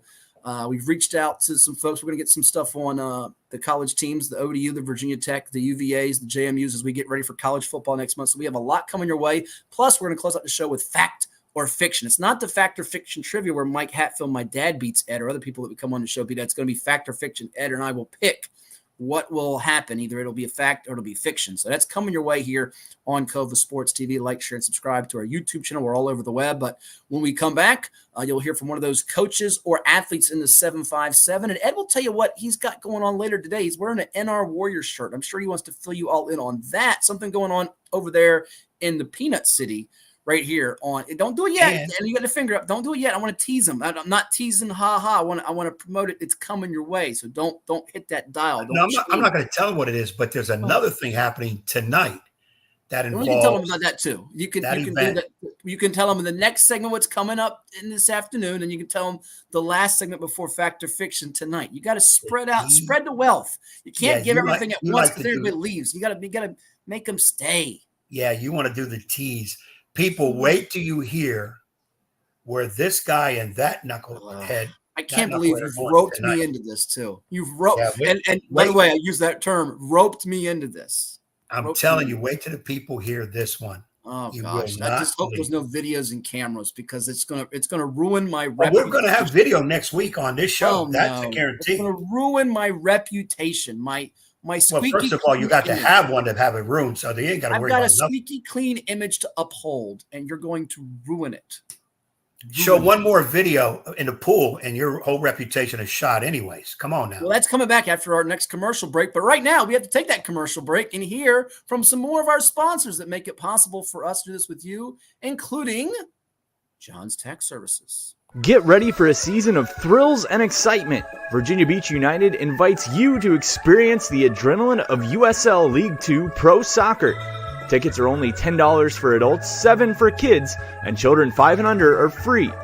It's the perfect family outing filled with fun and entertainment. Secure your seats now for a season of unforgettable soccer moments with Virginia Beach United.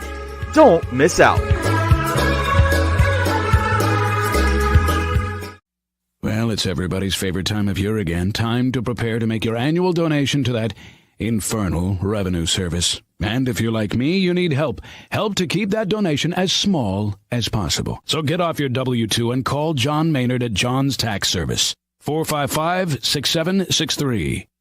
Pain and Gain, your one-stop shop for all things field hockey. Located in Princess One Shopping Center, Virginia Beach, we carry everything you need on the turf, from black sticks, turf shoes, mouth guards, and much more. Try out your stick before you buy in our synthetic turf area. Pain and Gain. Embrace the pain, enjoy the game.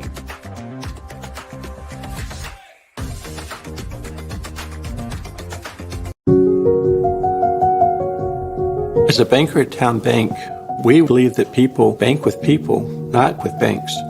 You're looking for an actual personal relationship, and that's what you get at our bank. You get that person that gets to know you, gets to know your business, is there for you. I think that is what motivates us, what drives us. And the idea that we are trying to serve others and enrich lives, I think is very true.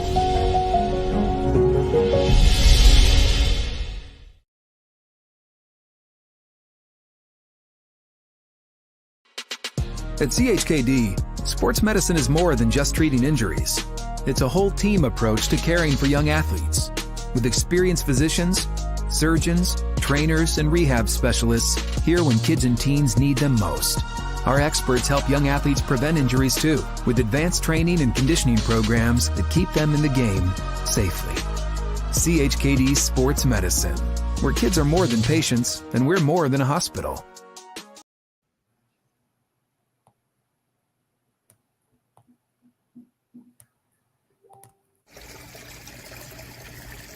What did the pig say on a hot day?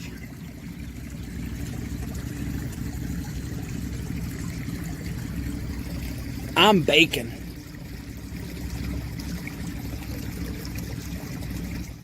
This is 757 Saturday Sports Talk. Here are Matt Hatfield and Coach Ed Young. It's been hot out there, but not too hot the last couple of days. We've had some hot days in the month of July, but July is winding down. It's almost August, and Ed is representing the United States of America. Like Lee Greenwood once saying, he's proud to be an American.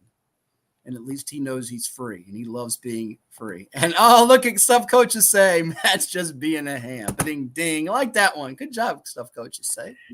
I'm glad others are seeing what I have to put up with in this show. What do you have to put up with? It's not in my contract.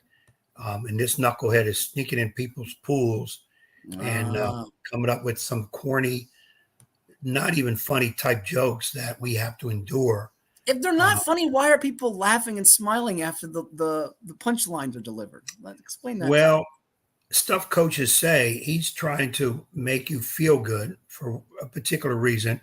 Maybe he needs a favor during the season for his team, and he's going to need to ask you a question. That could be it. I don't know, but like I said, we used By the to way, be. why are you wearing a USA basketball hat with the tag still on? Why don't you take the tag off? Because I got to return it. Oh, you bought it for the show and then you're going to take it back? What a cheap pay $30. I'm not paying $30 for a hat. Are you crazy? Cheap for you. I'm just borrowing a doggone thing, and I'll take it back. The tag is still on it. Dirt cheap. I already told you on a teacher salary. Are you kidding me? If it ain't free or on sale, or given by Clarence, that's my name brand, I'm in trouble. Clarence is your name. Clarence or Clarence?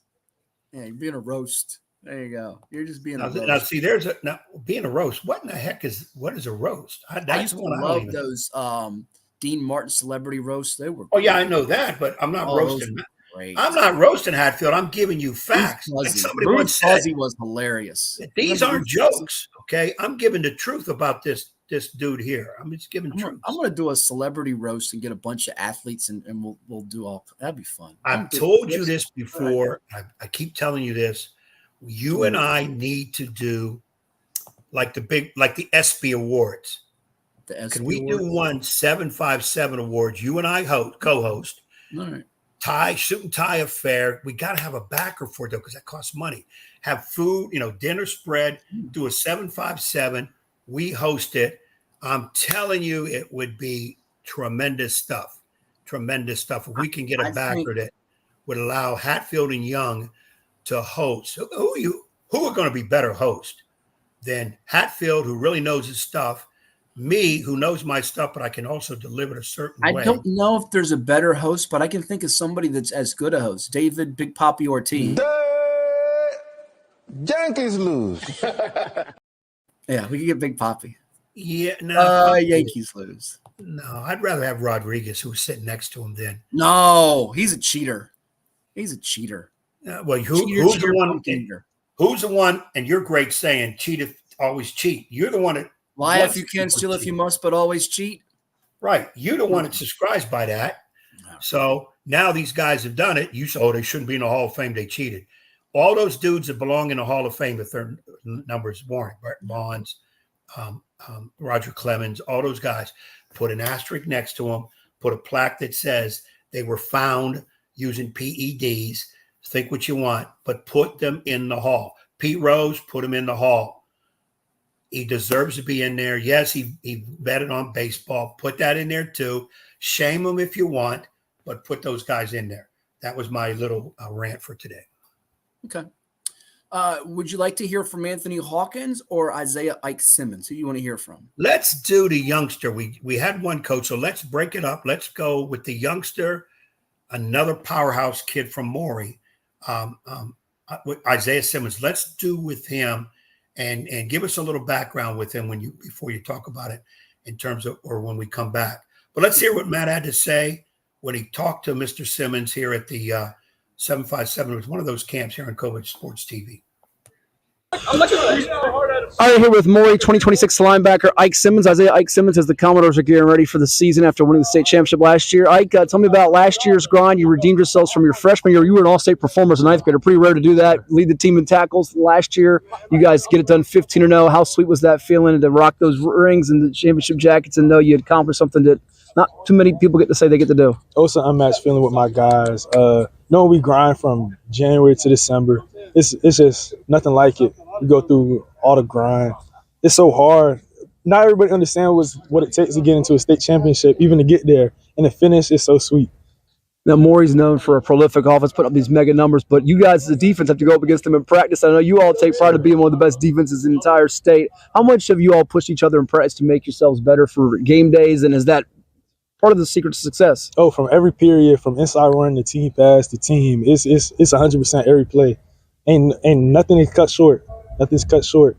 Push everybody. Now, not a lot of linebackers get on the field as a freshman and thrive the way you have as a ninth grader and sophomore. What has been able to be the reason you've done that so effortlessly, it feels like? Because I know it does take effort. It's not effortless, but it feels like it's pretty easy for you.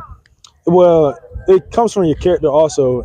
And I took pride in learning my plays early from day one. Know the whole defense so you can get in wherever you can fit in. Mm-hmm. I knew 3 positions as soon as I got there. Now, you're sort of being described as a hybrid for the next level, linebacker, safety type. Do you like that? And I know recruiting's starting to take off for you, which has got to make you pretty excited regardless whether you're playing LB or the safety spot, correct? Yes, sir. I appreciate the note to my athleticism. Mm-hmm. I am playing linebacker as of right now. Okay. What do you think sets you apart as a linebacker among some of the best in the state? What do you think is your niche? My speed matched with my size and strength. What are you trying to work on as you get ready for the junior year coming up? I'm trying to work on my weight specifically and just engaging blocks. You played on a really good defense last year. I mentioned guys like Ari Watford, Fred Johnson, who's going to South Carolina. Kendall Daniels, among others on this defense. In terms of this defense, what do you think sets the Maury defense apart as a whole? We're from inside out. We're great. We started off with 4 down. They're undefeated. They were all state performers from back to front to back. Now you've gotten some new offers. West Virginia, I know, was recent. Tell me about what it's looking like recruiting wise, and how thrilled are you with that offer?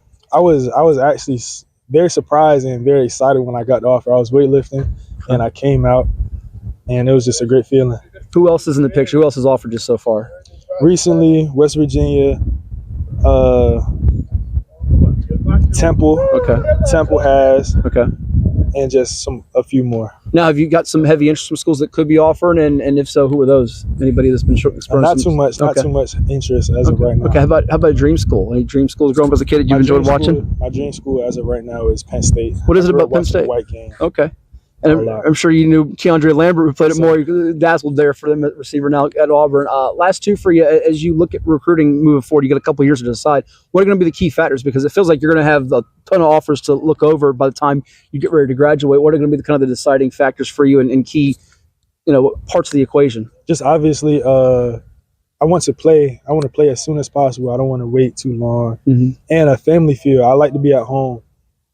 And when you're watching football on Sundays or Saturdays, who are the defensive players that you like? Because I've seen you even on 7-on-7. I know it's not tackle people, but last year, in fact, you were against somebody, you almost knocked his head off. I was joking with Coach Priv. I was like, it looked like a little young Mike Privet back in the day, which he's like, nah, not quite. Who are some of the defensive players you enjoy watching? I grew up watching Fred Warner, Daniil Hunter, from not even just linebackers on the line. I love outside linebackers, so especially Fred Warner. Lastly, great, awesome. Lastly, I'm sure repeating as state champs is the primary goal, but for you, what are you trying to do individually to take your game up and help your team accomplish that goal? I really want to pick my teammates up. I want to work on being a better teammate this year. I was a leader last year, but I want to be even better to lead the defense. I want to be seen as a head of the defense. Watch the guy in the middle for the backbone of the Maury defense, Ike Simmons. Thanks so much. All the best. Thank you.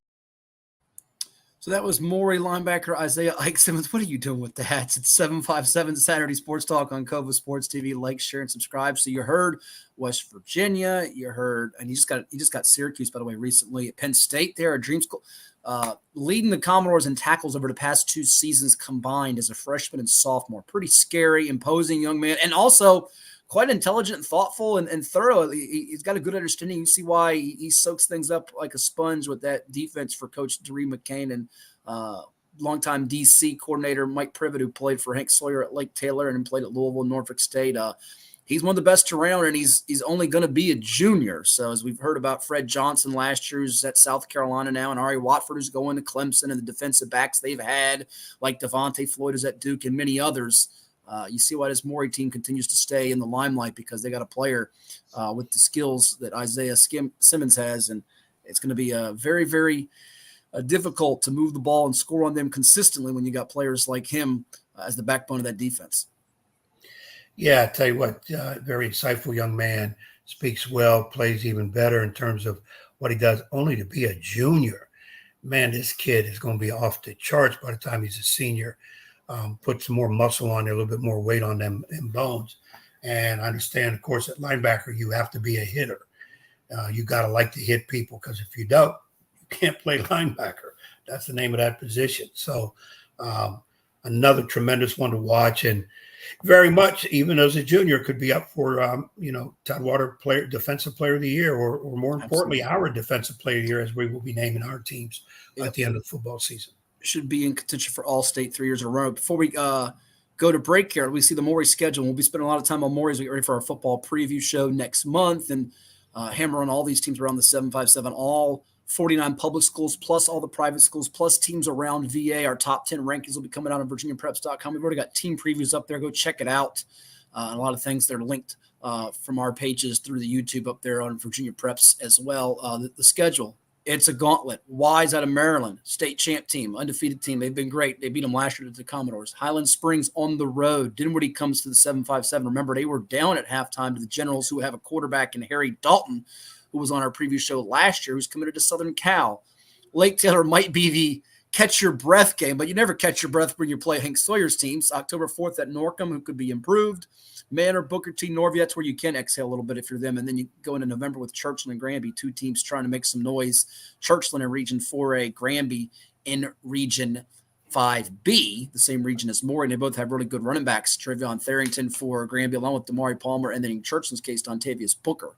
So we'll see. They're going to get tested. There's going to be some teams that will test them, but the question is going to be, they could get tested. Will anybody beat them? And I'm not convinced they are, although I'm also not entirely convinced 15-0 is the case for the Commodores like I thought it would be a year ago. There could be a slip up there, which might not be the worst thing in the world given how challenging that schedule is, especially out of the gate. I'm going to say this. I look at the schedule. Their hardest games are the first 4 or 5 games. Correct. Their schedule, most times coaches like to see their schedule go like this, where we play the better teams at the end. We're more polished. We practice, unity's going, whatever.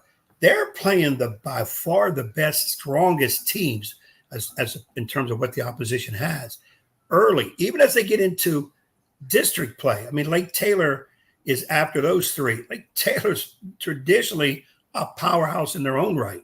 Sure. And then you've got some other teams in there that we don't quite know what they'll put together. Norview at times has had some strength. Churchland has some decent athletes. Granby, who they played at the end of the year, and lately has really come on fire. So you don't know, but it just seems to me their schedule is all the heavy hitters early.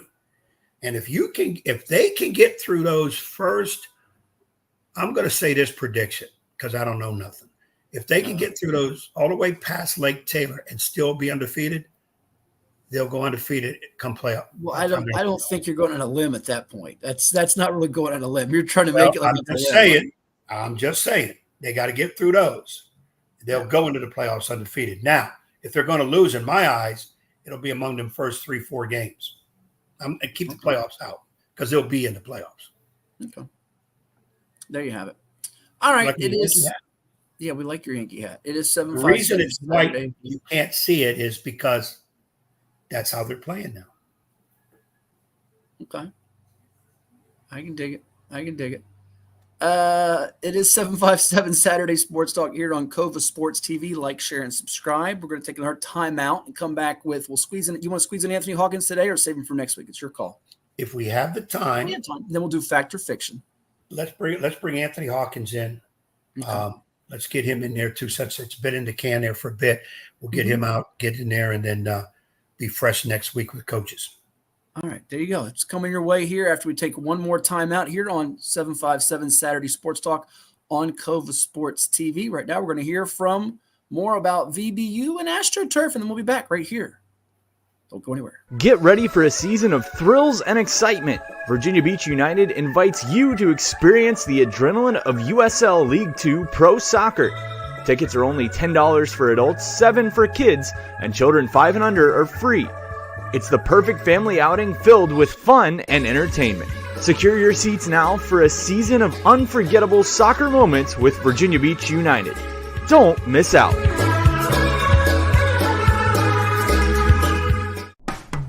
After more than 50 years of innovation, AstroTurf still leads the way.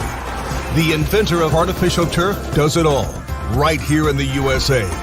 We engineer, test, manufacture, and install the world's most innovative fibers and turf technologies, with over 30,000 tracks and fields worldwide.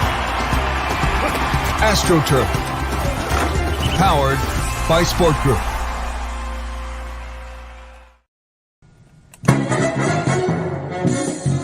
And now back to Matthew Hatfield and that evil basketball coach. Blast you, Ed Young!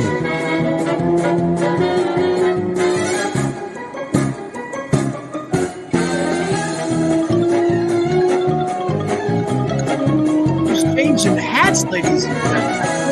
I cannot work in these conditions. Now he's in front again, ready for the Celtics. It is 757 Saturday Sports Talk on Cova Sports TV. Oh, our buddy Woodrow Wagner is chiming in. Nice interview with Coach Coley. We appreciate him watching. We're going to get more coaches on as we move forward. We've got some of the new coaches on, like Zachary James. If you missed it last week from Kickitan, it's up on our podcast page. Hit that subscribe button on Cova Sports TV. Check out the playlists. I had someone other text me, how do I find stuff on this shit? Look, very simple. Go to playlists on Cova Sports TV. You can see all live games, whether it be field hockey, soccer, lacrosse, football, this podcast, Jack's Tides Talk podcast, the Lacrosse Hour with Coach H, and Hargrave and Holliva. You can watch all different things. My On the Hash with the Hatfield podcast last year, and it'll be coming up again this fall for football. So those playlists, how you can stay tuned with everything, including our shows. You can go back and watch all your favorite moments and moments you didn't care for on 757 Saturday Sports Talk and see how many hats Ed can wear with this guy who's the original hat. Yeah, see, the original hats. I'm just a fan. I don't wear hats because, as you can see, my head's too big. Okay, head's way too big. Way too big. So I have a few. I've been given some hats over the years. By the way, I've been a Celtic fan the last 20 years. Oh, so I ain't no band jumper, wagon jumper, whatever. You're a fan of everybody. Trust me. That book's coming out. The title of the book, Who I'm Not a Fan of. All right. That's going to be interesting. You a fan of Anthony Hawkins and the Norcom Greyhounds? Yeah, Anthony's a good dude. He knows what he's doing. He's got a good squad. You had a chance to speak to him here recently about his upcoming season. Let's see what he had to say here on Cobra Sports TV. I'm here with the proud IC Norcom alum and head coach of the Greyhounds, Anthony Hawkins, as his team is competing in the Lansdowne team camp with a number of other squads here. 2024 season right around the corner. And coach, these kids, they can make you smile one moment, also make you great another moment. What do you think about this year's group? But you got a lot of talent for this year. Most definitely we do, man. We return a lot. We return a lot of guys from the class of 2025. Matt Alton, P4 kid. We got recent Hokies commit. Yes, congratulations, awesome. We got Nakeem Jones, West Virginia offer, UConn offer, big time running back. We got a plethora of other kids. We have a big line this year. Yeah. So I mean, our line play. This is the biggest line I've seen since I've been here. You know, within my tenure with before I went to Western Branch, our line is going to be special this year. Is that going to be one of the things that you try to build around? Because we know about Alton being one of the most electric playmakers in the state. Nakeem runs so hard in the backfield that the depth up front, not only just you being big, but those guys utilizing their size and knowing with the smart plays what to do out there in the trenches in those wars, if you will. Yes, well, that's going to be real pivotal for us because we know there's going to be a lot of teams trying to take the top away from Alton. But we have a lot of weapons also, and our run game is going to be major for us this year. So that's why we're really trying to incorporate that during this preseason work. I know in speaking with you last year before the ruling came out, you had a lot of guys coming back. I spoke with Matt Alton in the spring, and he was like, there's a lot of hunger for this group after not getting the chance to compete in the playoffs. Have you noticed that from the guys that they want to have something to prove this year, chip on their shoulder a little bit? Most definitely. It's a chip on our shoulder, and that's what I preach. Like, as far as us being successful this year, we have to look back to the things that were taken away from us or whatever we did to get to that point. But now we're going to move on, and we're trying to win district, region, and states. We know about Alton. We know about Nakeem Jones. You got a couple of maybe breakout guys that will emerge that we're talking about by mid to end of the season and then going into next year potentially. Give us some of the names to watch out. We got Federico Staten Jr. He was great last year in scrimmage with Western Branch. He had 7 interceptions last year. Led our team in tackles in the secondary. We also have who else we have? We have Jody Shelton Jr. going to be our quarterback. Great signal caller, athlete. He can throw it and run it. We have Zaylen Smith, wide receiver, going to be in the slot. Also going to be a big major part for us, and a plethora of guys on defense. Most definitely. And for you all at Norcom, what are the points of emphasis, and what would you tell someone that hasn't seen a Greyhounds football game, the identity of this group? What are they going to come see out on a Friday night, offensively, defensively? What can we expect from the group and the units? You're going to see a fast, physical team that executes, and we're going to be disciplined. We're going to be disciplined. We're going to have fun. We're going to play fast. We're going to play physical. Most definitely going to bring that Greyhound. We're bringing that Greyhound spirit back. That the coaches here in set. I'm going into my 3rd year, so you're going to see a big difference this year as far as offensively. Eastern District's got improvement in football in recent years. We've seen, obviously, Maury win a couple of state titles. Lake Taylor's won titles before. Churchland's on the come up. You guys on the come up. Granby last year with the breakthrough they had. And then you're out of district schedule. Rather intriguing. You've got Oscar Smith, if I'm not mistaken, early on in the slate. Is that right? Yes, I think so. We got Oscar Smith 2nd week. Yeah, and Hopewell, do you know as well? Do you have Hopewell or who else? No, we have Grafton first game. Okay. Grafton first game, then we got a big game against Oscar Smith. Great for the city of Portsmouth. We haven't played them since '96. And for a real game, definitely. So it's going to be a big game. So to finish up with that, what are you looking to take out of the out of district as you get ready for the playoffs and try to get in a good spot for 3A this year? Well, that was the thing for me. I wanted to play a good out of district schedule as far as Smith and trying to get us prepared for the postseason. For the postseason to play going in Division 3. So we know we've seen big, fast, and physical teams that get us prepared for the postseason. Come check them out this year in Portsmouth. Coach Hawk and the Galloping Greyhounds. Thank you so much. Thank you. So that was Anthony Hawkins. We caught up with him at the Lansdowne Team Camp. It is 757 Saturday Sports Talk here on Cova Sports TV. Like, share, and subscribe. Greyhounds will be playing a benefit game, by the way, against Green Run before that season opener that you see scrolling across our ticker for them. That benefit game, if you want to put it on the calendar for Norcom. They actually have Deep Creek in a scrimmage August the 15th in Chesapeake. That's a Thursday. And they had the benefit game with Green Run.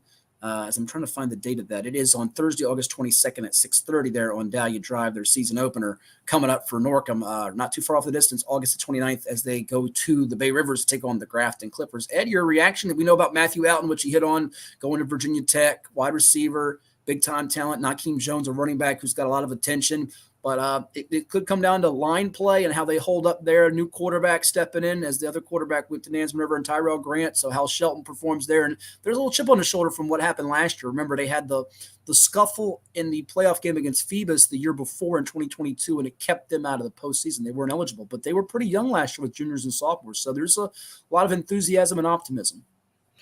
Put them on the team to be watch out for, be aware of. I think they need the quarterback position needs to be defined as to what the youngster is going to be able to do, step up now. Obviously, line play, which we talked with Coach Coley about, line play would have to be there. I think this is a team that can really surprise and pick up some big wins, multiple wins as the season goes on. Now, open up with Grafton, but I got to think that they can get that. Had a coaching change, by the way. Max Bolton, who's had some health issues, we wish Coach Bolton all the best. He's stepped out. Grafton's got some talent. They beat him pretty soundly last year. You talk about schedule being tough for Maury early. Schedule gets hard for them in October with Maury, Churchland, Granby back-to-back. And, oh, by the way, then Lake Taylor to finish up in November, as well as a trip to Booker T. So they want to get to November not having to win those last couple of games to secure maybe a first-round home playoff game. 3A, the picture is not – I wouldn't say it's impossible. I mean, you think of Lafayette, who made the state championship game last year, lost to Liberty Christian as a team to beat. Lake Taylor's still around in 3A, but this Norcom team can make a dent in 3A, and with a break here or there, you're talking about them come Thanksgiving weekend as opposed to only the first, second week in November. Yeah, like I said, I really think Coach has mentioned that he's excited about some of his youngsters. They've grown over a year now. Let's see what they can do. He threw Oscar Smith out of in that second game. That's a tough message to send out there because they're good and they're at Oscar Smith. But like he said, he's planning on being in the playoffs. And when you get playoffs, the type of team you play is an Oscar Smith type. So we're going to see him early in the year. He's going to see him early in the year, make their adjustments, whatever. If you get a win out of it, it's tremendous. If you don't, then you know what you're going to have to do. Meanwhile, here comes the district play. And I'm not sure there's any sleepovers and all that. I think it's going to be tough season. No, I'd agree with you. All right, you ready to play some fact or fiction here, sir? Yep, you have the answers. I'll try to answer my questions. All right, there it is. You see it on the screen, ladies and gents. Fact or fiction, as we cue up some music for this latest installment of Fact or Fiction. It's not the trivia edition of Fact or Fiction, but a different edition of Fact or Fiction. All right, here we go, Edward, as we now take off the fact or fiction on the graphic and put us back on the screen, and we can give you the first fact or fiction question. Here we go. It's baseball related, sir. Fact or fiction? We have to eat some crow because I think both of us we laughed at someone and asked us, can we get a Mets-Orioles World Series? Well, that might be back on the burner plate. But here's another question for you. The Atlanta Braves will miss the 2024 playoffs. Is that a fact, or do you think that is fiction, Sir Edward? I love the Braves. Remember, again. Wait, how do you love the Braves? You're a Yankee fan. You can't love this team, that team. Yeah, stop with this. You love this team and that team. And let me say it again. I love the Braves. They lost to Kona Jr. for the year, I guess. Going to really hurt them. And Strider's out for the year. I had Baltimore and Braves in the World Series. Jackson's fiction. I'm going to say fiction. I think they got 6 spots for playoffs. I think they can do it. They've lost 6 in a row, guys. Their pitching has fallen apart. I disagree with both of you. I think it's a fact. They're going to miss it because your 3 wild cards are going to be the Grimace-led Mets, the San Diego Daddies, otherwise known as the Padres, and the Arizona Diamondbacks, baby. We got the bullpen fixed because we got Puke or Puck, whatever his name is. We don't want to puke on ourselves anymore. We have upgraded the pen. And the Braves,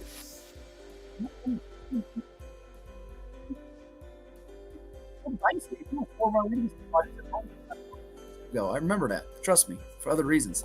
But they're going to miss the playoffs. Next one. Tariq Skubal, maybe the best starting pitcher on the market. Is he, Ed? Will he get dealt before the trading deadline? I would have said Baltimore's all in. The Tigers are trying to hang around the wild card. They lost on Friday night to the Twins. Twinkies beat them, although Javi Baez is starting to hit home runs. I'll tell you what, Riley Green's had a heck of a year for them. Does Detroit have enough, though, to make the wild card? They got 3 really good teams in front of them with Cleveland, who's been a great story this year, the Twins, and Kansas City with Bobby Witt Jr. and the ODU flavor with Cataro and Pasquantino. Monarchs. Marvelous. What do you think? Skubal, is he getting dealt or is he staying put in Detroit? 2 things. Don't do Italian anymore because you're going to upset the heritage, which I have a piece of. And Jackson's fact, not to Bonds being the best player ever, but he's going fact with this. I don't know if he's the best player ever, but he's up there. And I'm going to say, no, he's going fact in this question. I think he will be dealt. I think he's going to be dealt. The trade deadline's Tuesday. I think he'll be dealt because the Tigers aren't going in. Somebody's going to give them a nice supply of youngsters. I think he'll be gone. Let me learn both you, Edward, and Jack over there, the old man and the young man. 2 things here. I'm the man in the middle. There you go. I'm going to learn you guys something here. Learn you guys something. Starting pitching isn't what it used to be. And you have to give up a boatload of prospects to get a Tariq Skubal, who's been, top-notch this year as far as starters go. I don't see it happening. They're not going to trade within a division. The team that might need starting pitching in the American League, most outside of Baltimore, who just got a starter from Tampa Bay, is Cleveland. And they're not trading to the Guardians. And the National League, are the Dodgers going to make a move for him? I don't think they will. Phillies don't need it. The Mets could need it. Will they part ways with some young pieces? I don't think so. Oh, someone says get the Pirates some bats. Facts. I don't think it's going to happen. I'm going to go oppo on you guys. We got one more baseball, and we finish up with 2 more outside of the MLB, Major League Baseball. Vladimir Guerrero Jr., is he going to get dealt, Edward? What do you think? No way possible. No way possible. Bet the house. The house. You could be homeless.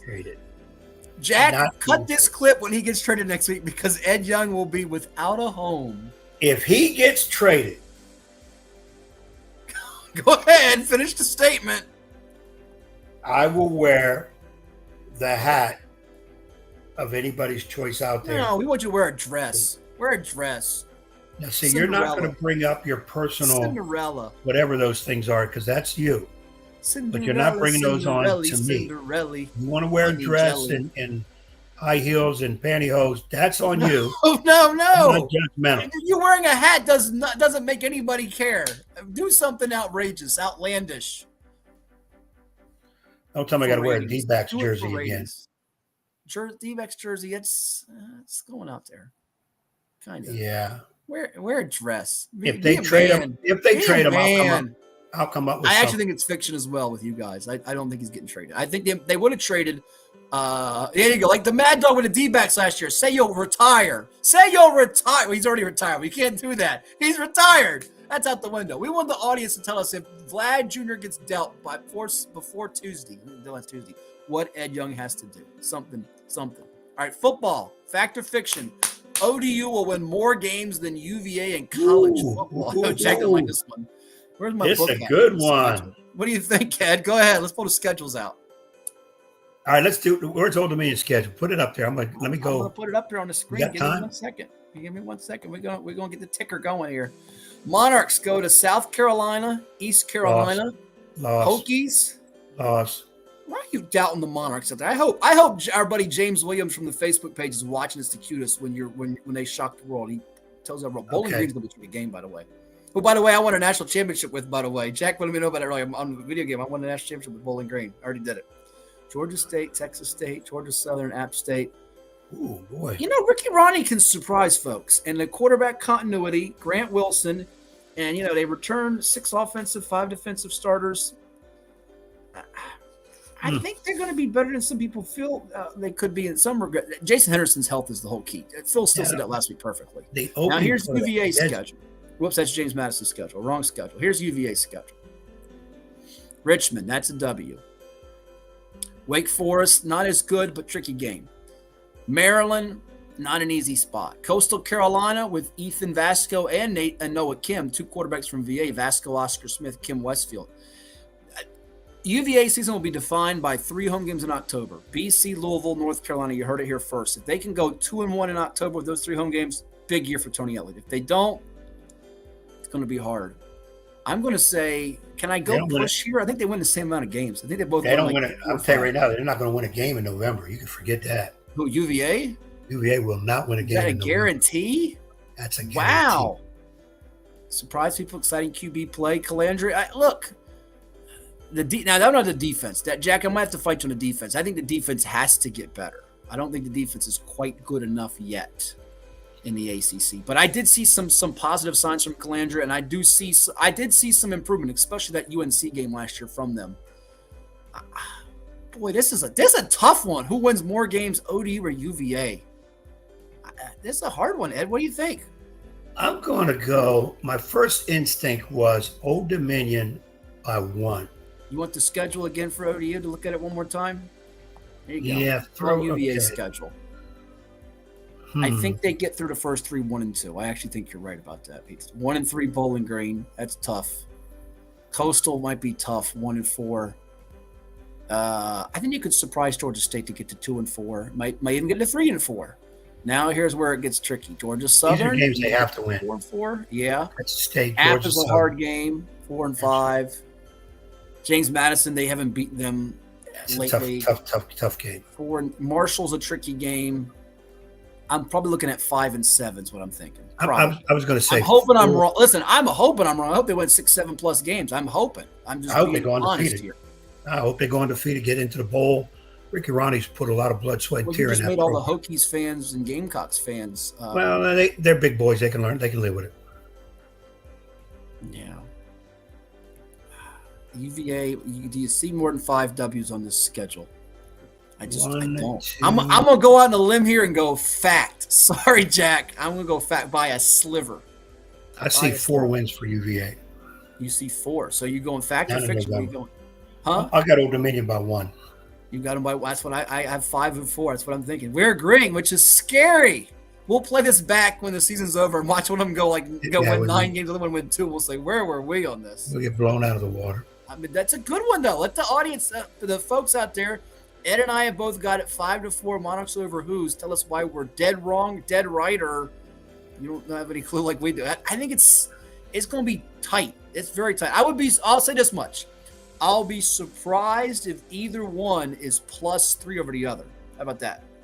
I think it'll be within 2 games of each other. So you agree with that? Whether it's 6-4, 7-5, 5-3, I think they'll be within 2 of each other. I'd be surprised if it's an easy for either one of them. Okay, I think the key for both those teams, and I think Phil Steele, you mentioned about Virginia, is getting off to a good start because some of those tough ones coming up later, those teams will be in stride. So they're going to have to get off to some good starts, have that feeling that, we're going to win. We can win. We will win. We have won is big.